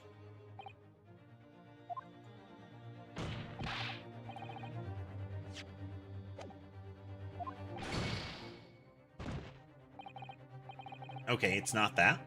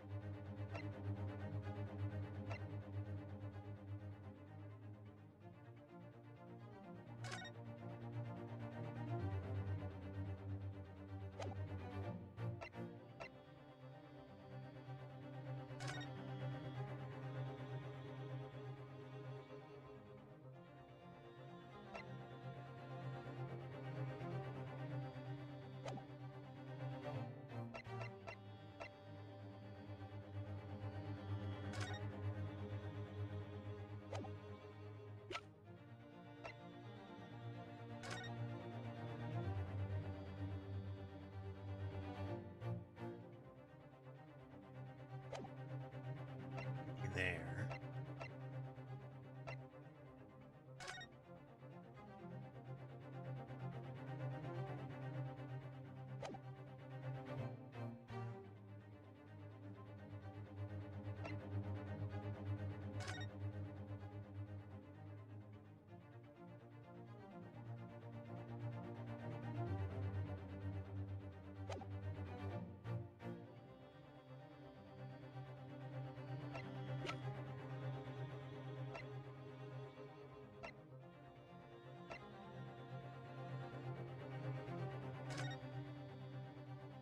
So it's just to show that person. Let's try Take this. that! Yeah, there we go. Skin prints. If I'm not mistaken, those are Mr. Shamspeare's handprints on the walls of his lodgings. That's right, Lord. Exposed as a result of the defense's independent investigation of the scene. Based on a wonderful new discovery in the field of forensic science by the great detective, Mr. Sholmes. A great detective? Is that some kind of joke? Do you really think I'm going to be daunted by a man with such a ridiculous title? I should think the great bard ought to recognize such a title when he hears one Mr. Sham Spear. Perhaps we should compete for the honor of most ridiculous title. Ah. 'Tis Herlock Sholmes himself. What are you doing here, great detective? Your usual haunts are the filthy back streets of the capital, are they not? Ah, Mr. Reaper, it's been too long. And I see your complexion has worsened since last we met. Mr. Sholmes. He does know Lord Von Zeeks, then. Well, enough to say something like that in any case. Mr. Sholmes, though you may be heralded as a great detective by the population at large, that does not give you the right to come and go in my courtroom as you see fit. If I may, my lord, Mr. Sholmes's newly developed scientific method has helped us to discover vital clues in this case already. Clues, you say? I call them skin prints, my lord. My method identifies every location touched by an individual under scrutiny. It's the method by which we were able to ascertain this gentleman's gas pipe activities. That's a dirty way to say it, don't you think? Like, I think you could substitute gas pipe with a lot of different things that are innocuous, followed by activities, especially in quotes, that would make it seem like you're doing something you probably shouldn't.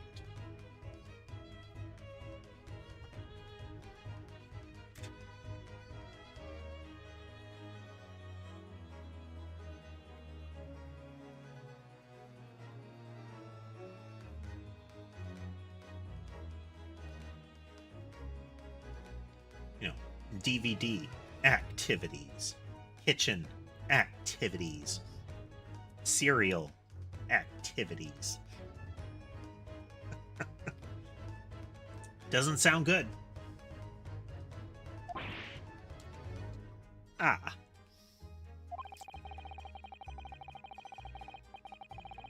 You need only a small sample of something the individual has previously touched to make an indicator solution, which surely is something that nobody else has touched in the intervening time.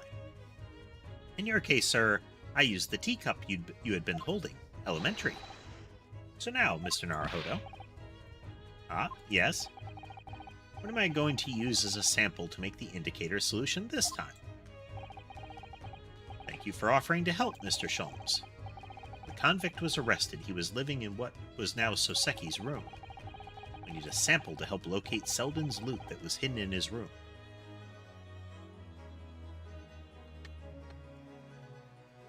Form will the sample take?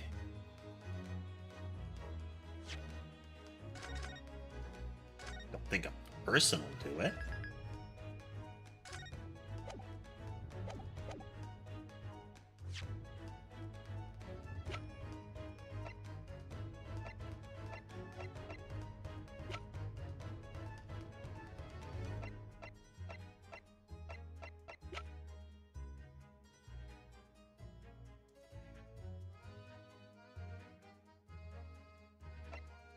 I don't have any other objects he's touched.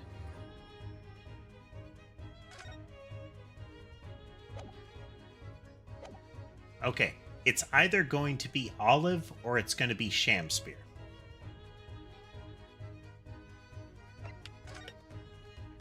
We're going to start with Olive because she's holding the key.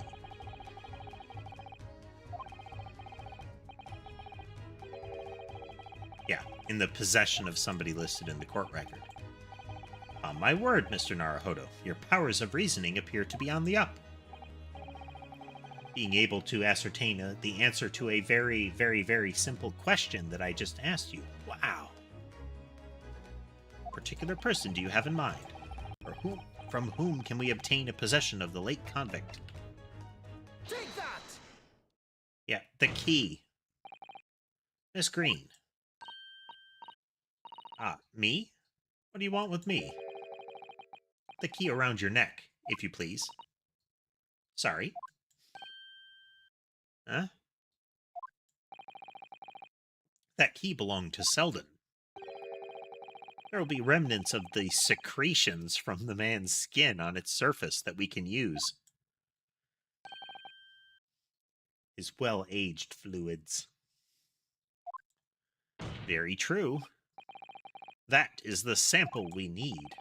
Using it, we can create the indicator solution required for Mr. Sholmes' skin print seeker. Point. And find out exactly what Selden touched in the room that he used to rent. Mr. Shamspear, as one great to another, I assure you. If the late convict's hull is hidden somewhere in his former lodgings, I shall uncover it in no more than 30 minutes. Ah. Thump. So, Mr. Shamspear, the truth is well within our grasp now, as such, point. You'll never get your hands on Selden's stolen wealth.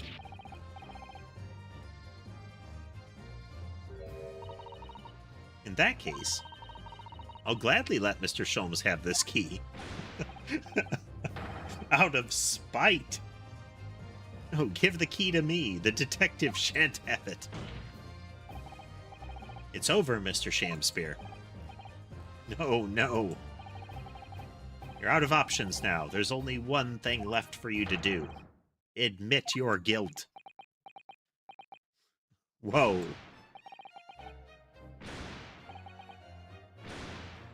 Well, he has,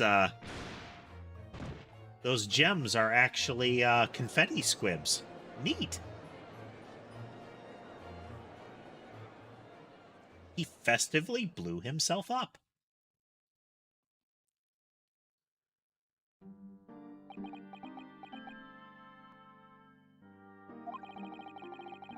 I never intended to kill the man. I just wanted to drive him out of the room, that's all. So you'd have time to find the convict's haul of stolen goods. Yet after you'd killed the young man, you still didn't move into the room. I asked the landlord, of course. I pleaded with him, but he refused. Why? I was 3 months behind with the rent, for one thing. Mr. Garrideb really has had to put up with a lot. Has had a lot to put up with. You can still see the 3 kind of buttonholes where the gems were in his lapels there. Is that lapels? It's lapels. Yeah, lapels. And he had the gas repair work done immediately afterwards, putting the room out of action for a while. And then this Japanese man swooped in at just the right moment to sign the new lease. Poor Mr. Natsume. What unfortunate timing. Then, 5 days ago, after the incident on Briar Road when the Japanese fellow got himself arrested, I thought I'd finally have my chance. But it wasn't to be. No, the scene was sealed off and guarded by the police night and day. And if I remember rightly, Mr. Sholmes spent the whole day in there reading books. That he did. On the giant pile rolling down from the right-hand corner. I couldn't even enter the room, let alone search for the loot. Which is why, on the day Mr. Natsume was acquitted and returned to his room, you once again tried your trick of blowing air into the gas pipe that feeds the stove in his room. Unbeknownst to you, however, that action would lead you into a deadly trap. So twisty, but cohesive.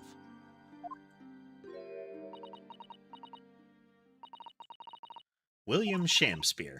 How does it go? To be or not to be? That is the question. From Shakespeare's Hamlet, Act 3, Scene 1. Well, let me tell you, in your case, it's not to be. That is the answer. You deserve to die for what you've done.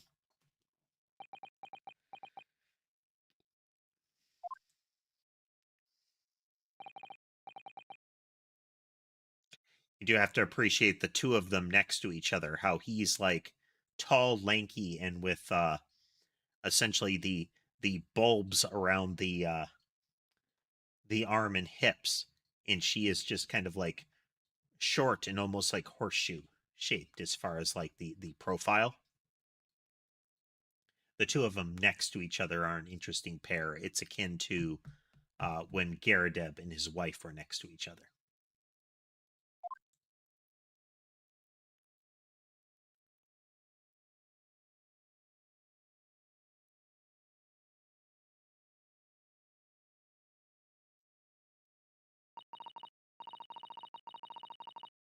At first, I really did think it was just a terrible accident.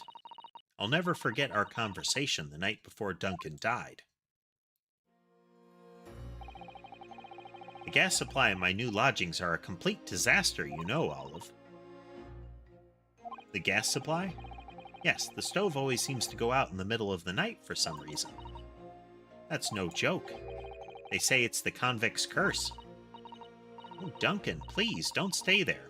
I don't care how cheap it is. All right, then. If it's that important to you, I'll start looking for a new place. Ouch! Like, he talked about it, and she's like, oh, you shouldn't stay there. Okay, I'll leave as soon as I can. Dead. There are spare rooms at my house. Why don't you leave that horrible room tonight? No, I'd better not. We said we'd wait until we'd graduated before we told our parents, remember? Double ouch. Like, she gave him an out, like an immediate out that would have saved his life. That was the last time we ever spoke. That very night he fell victim to the gas. If only I'd known what was going to happen, I'd have insisted he left that horrible room that instant. But instead, all I've been left with is this bitter regret. I stopped going to school, but something kept drawing me back to the house on Briar Road. I saw a stooped, Eastern-looking man with a mustache come out of the house one day when I was there.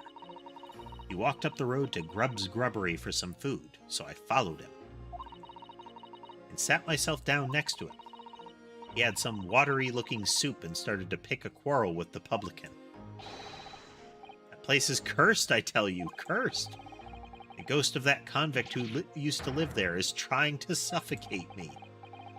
I wake up in the middle of the night, freezing to death because the stove has gone out. The room is full of gas and I can hardly breathe. But the pipes have been checked, no problem there. It's like I'm the problem. That's what they're thinking. But how could that be? Duncan was gone, and now this man had almost suffered the same fate. Could it really be a curse?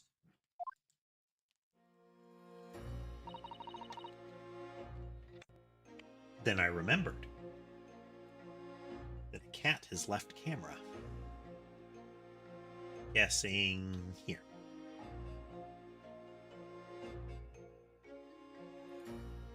Is there a kitty?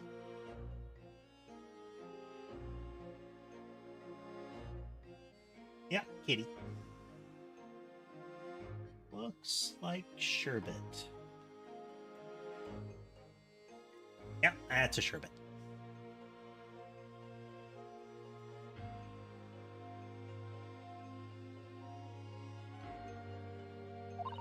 Then I remembered a rumor I'd heard about how gas companies go around investigating the gas installations.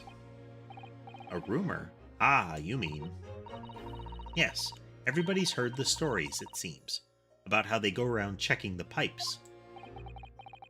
How anything connected to the gas can be extinguished by blowing air into the pipework. That's when it started. A little flicker of doubt in the back of my mind that just wouldn't go away. Was it really an accident, though? Once I'd had the idea, it wouldn't leave me alone. It plagued me day and night. So I bought this at one of the black markets in the East End.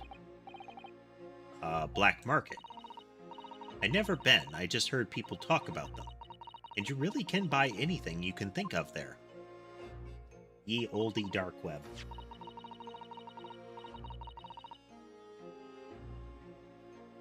It's one of the fun things that I learned recently-ish. Um, the old part is variable, like people could just put that there, but the ye part is actually just an archaic spelling of the, um, using the a letter that we've since stopped using called the thorn, a letter for th for that sound. So it's not like it's not ye old, it's the old bookshop, you know. And then the spellings are because, you know, just throw letters at it until you're satisfied kind of spelling.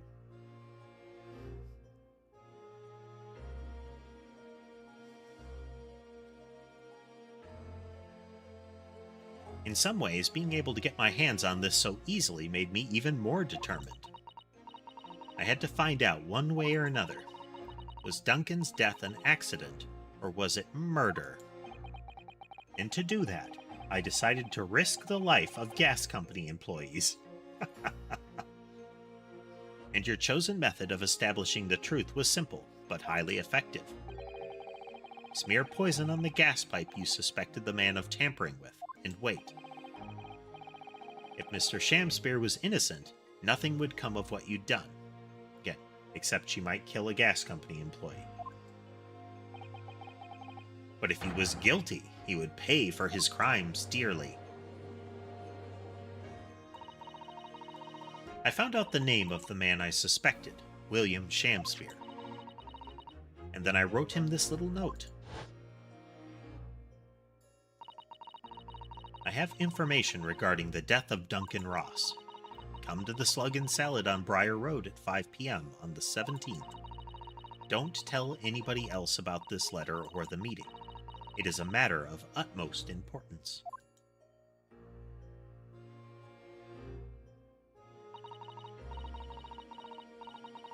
If he'd done it, I knew that would worry him enough so that he'd be sure to go. So I waited to see if it worked. And of course, Mr. Shamspear followed the instructions to the letter.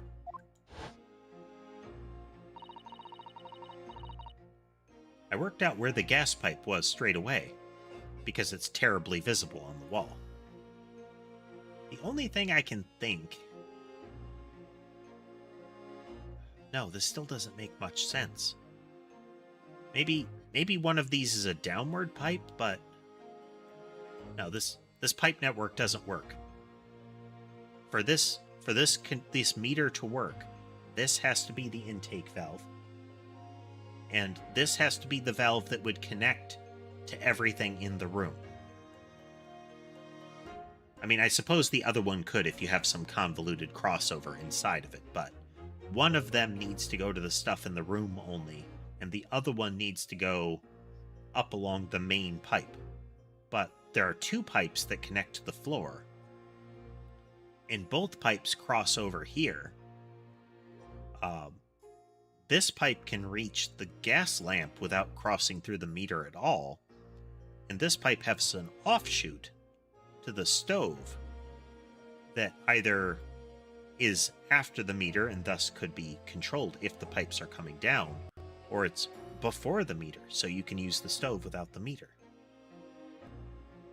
Does not make sense. And keep in mind, this is the ground floor, so unless there's a basement level, this is where the pipes definitely come in. And there's no indication that the pipes are, like, branching through the sky, so one would think they aren't coming in from above. Oh, dear. So I smeared a good amount of the poison I'd bought all around the mouth of the pipe. At the time, praying that the devil's work wouldn't be done and that it was all just some wild fancy. Actually, no. All the time praying that the devil's work would be done and that the culprit would get his just desserts.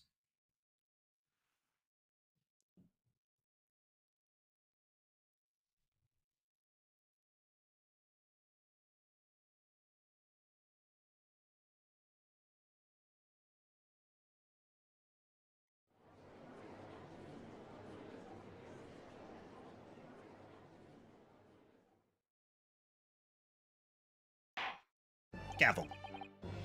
3 days ago, when you were first stood in the dock before me, this whole affair seemed relatively straightforward. Yes, my lord. I certainly never imagined the depths of depravity that we should subsequently find lurking behind the scenes. I like that this one resulted in effectively a web of actions, as opposed to just this other person did it instead.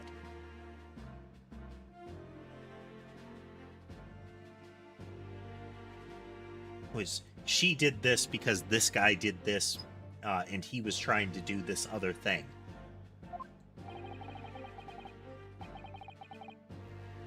It's been a long road, my Nipponese friend. Oh, yes. Point. And one I certainly didn't envisage walking with you.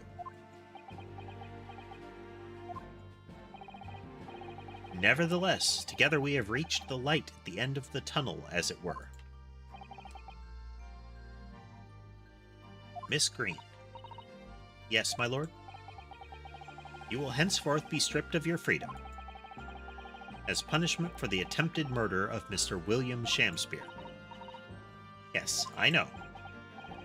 And you, Mr. Shamspeare, you will be tried for the murder of Mr. Duncan Ross in cold blood, and the subsequent attempted murder of Mr. Soseki Natsume here present.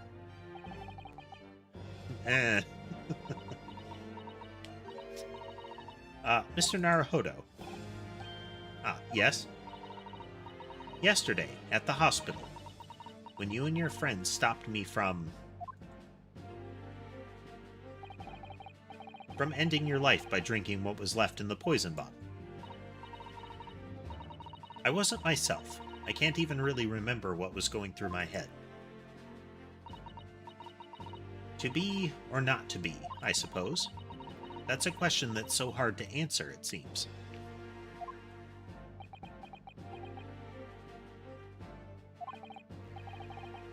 Well, personally, I'm glad of your being here, Miss Green. You know, it was kind of critical to getting my friend acquitted. Oh, and I'd like to believe that it's a blessing Mr. Shamspeare didn't die when he ingested the poison.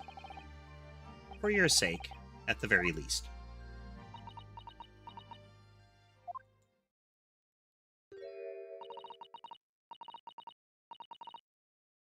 Because of you, I chose life, not death. And now you've made the truth come out at last.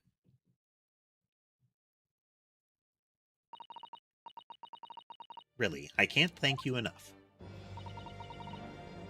Oh, Miss Green. Gavel. Mr. Soseki Natsume.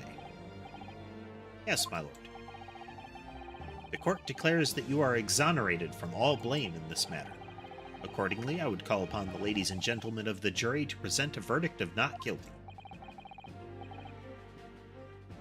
As they described, the judge does have the discretion to essentially declare, based on what we heard, there are no longer charges.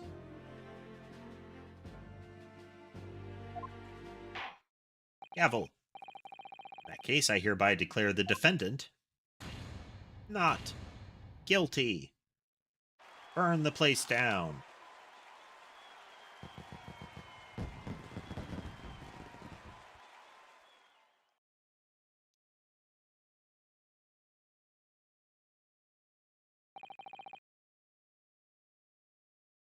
Court is adjourned.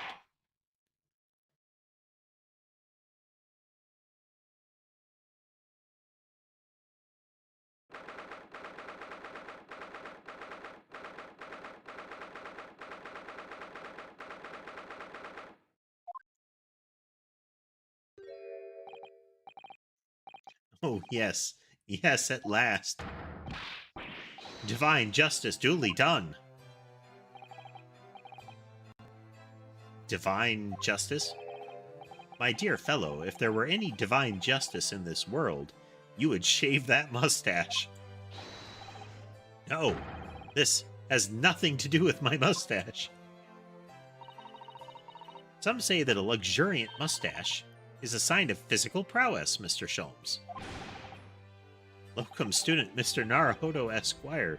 Once again, you saved me from doom. I'm very happy to have been able to help, Mr. Natsume. Congratulations on your acquittal. You're second in almost as many days.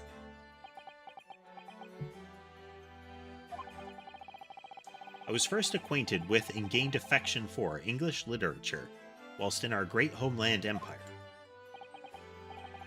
And then, by a twist of fate, I was brought to the land that bore the fruit of that literature. Only, the city of bricks and mortar became my prison. Try as I might, I never found my feet here. Might have been that you keep insisting on wearing those clogs and going barefoot. In the end, I confined myself to my room and lived through friendly old books. You've had such a difficult time, haven't you? But weeks ago now, I dragged you out of that dark and dingy room of yours, did I not? You did, and I've seen more of life in this week than in all my years to date. And for the first time, I feel I've begun to see the true face of the English that's so far been hiding from me behind the wall of fog. And all it took was nearly being executed twice. My dear fellow, there's nothing special about the true face of the English, as you put it. Wheresoever one goes in the world, humans are humans. There are few genuine differences. Yes, I think you're right. I finally started to see that, and I've come to understand something. I've worked out why I was attracted to English literature in the first place. It made me see that, whatever our nationality, we humans all have the same hopes and fears. We're all just doing our best to live. Well said. I've come to feel the same way. I've made a decision too. I'm going to cut short my study tour here and return to Japan. They made this happened at a different point in the first game. Like, this happens a little later, I believe. Just when we'd become friends here in England. What a terrible shame. Oh, I know, that does tug at my heartstrings, it really does. But I've decided I'd like to take everything I've learned here in Britain and write something of my own. Avoiding a third charge for murder has nothing to do with it. A novel of sorts, I suppose. My, so you'll be creating your own literature, Mr. Natsume? How wonderful. Oh, well, no, I mean, I wouldn't presume to call it literature. Why not, when that is precisely the definition, Mr. Mustache? I suppose you're right, yes. It will, in a way, be literature. But as of now, all I know is that I'd like to try my hand at writing. I have no delusions of grandeur. He gets those later. I, for one, would love to read your work. Well, all things considered, it may be for the best. After all, you have once again emerged victorious from a battle with the Reaper. Ah, that's very true. And there is no salvation for a person in the dock when the Reaper is the prosecutor. The desire to return post-haste to the perceived safety of your homeland is one I quite understand. Gonna give the person a heart attack there, aren't they? My goodness, yes. Faced with such a terrifying prospect, nobody would consider that cowardly, I'm quite sure. But that's not why I'm leaving, I mean it. Cute. And that was the case that we found ourselves embroiled in 6 months ago now. So Seki did indeed return to Japan and submitted a report about both cases to the government. So this second case, really one of these two cases, was what seems to have prompted Professor Mikotoba to call his daughter back.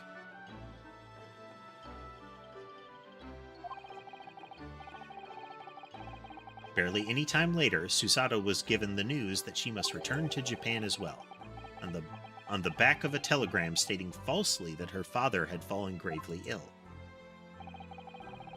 The only possible explanation that comes to mind is what happened after the trial on the following day, the day that we uncovered the loot hidden by the now deceased convict in his former lodgings. Ooh.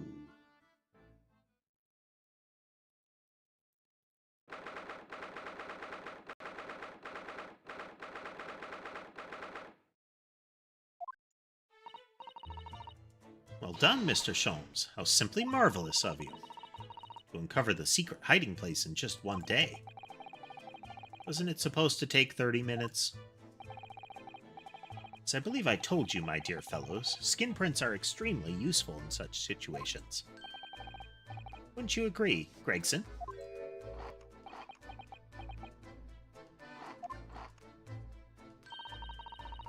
Gregsy's been happily munching in agreement this whole time, you know, Hurley. Happily?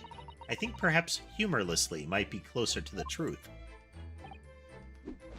So, it transpires the man fashioned a hiding place in the ceiling. What's in it? What exactly is the loot? Let us look then, if you're ready. Let's examine the late burglar's haul. What is that?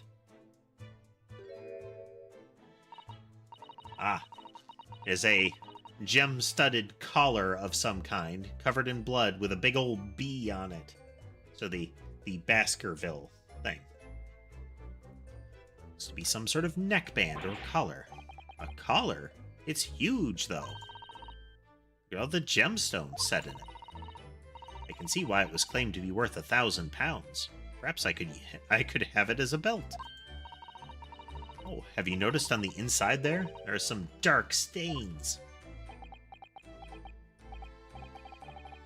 You don't think they could be blood, do you? I mean, there's quite a lot of it. On second thoughts, perhaps I won't have it as a belt. Then, of course, there's this emblem here. A large letter B and a small crown. What does it signify, do you think? Oh, I hadn't noticed that.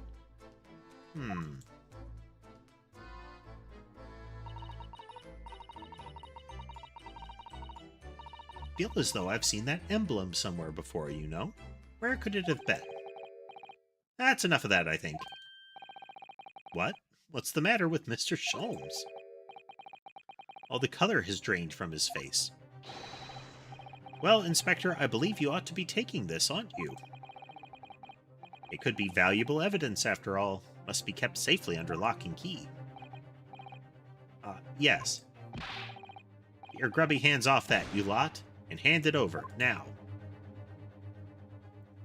Sholmes has pulled this any time this case has come up, and also seems to have pulled it with the Hound of the Baskervilles story that Iris was writing, the fictionalization of the case of the same name.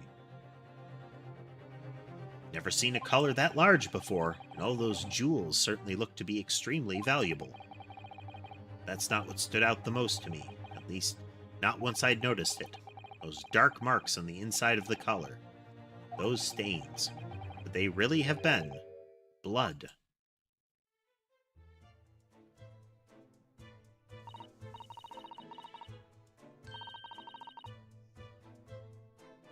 That was a funny case, wasn't it? But it's all buttoned up now.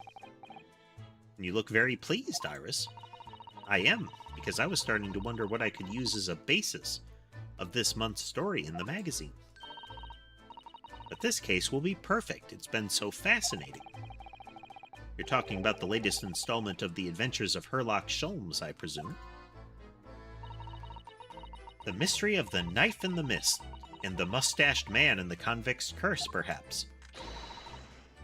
I could make it a two-part story. Oh, I can't wait.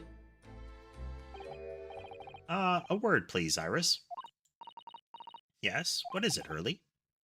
I'm sorry, but you can't write about this case. It's out of the question. What? Why not? It's a great case.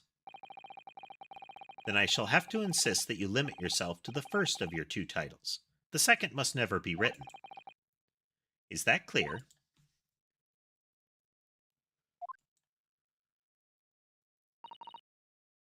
Yes. And so it was that the second of Soseki-san's cases became buried in obscurity. Now, looking back, I feel I understand. I can see why Mr. Sholmes forbade Iris from publishing the story. It would take a little longer before I saw the link between everything that had happened and would happen. For it wasn't until 2 months after the arrival of Susato-san's letter that events began to unfurl again. With an incident that took place at the very heart of the eagerly awaited Great Exhibition of London. Finally getting to that.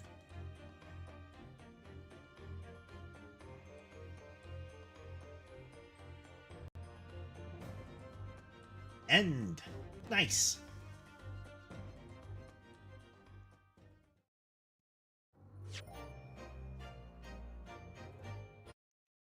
All right.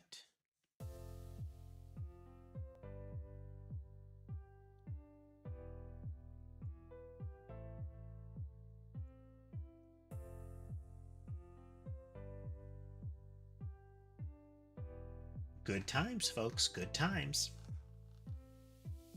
We have finished the memoir of the Clouded Kokoro, the retroactive telling of a case that was not really fully fleshed out or mentioned extensively in the first playthrough. I don't know if it's still public hangings, but they still seem to have hanging as a capital punishment mechanism there, casemate. Though it's also possible that that is just a lingering euphemism. It could go in any direction. They haven't exactly shown us a gallows, you know?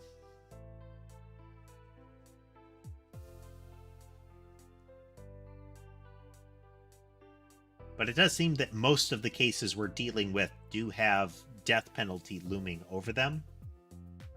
I don't know if we've had anybody in the court, like any member of the court, actually say that punishment, you know? Just that, like, it's a capital offense, you know, you could be executed for it, kind of stuff.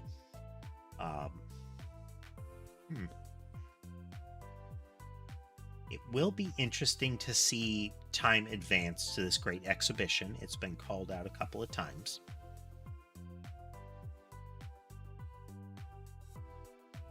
Oh no, they don't mess around in the Ace Attorney games. Pretty much everything you're dealing with, it's implied that it's a death sentence to fail. Oh, and of note, Von Zeke smashed 12 glasses this trial. Glasses and bottles. He went through a lot of them this time.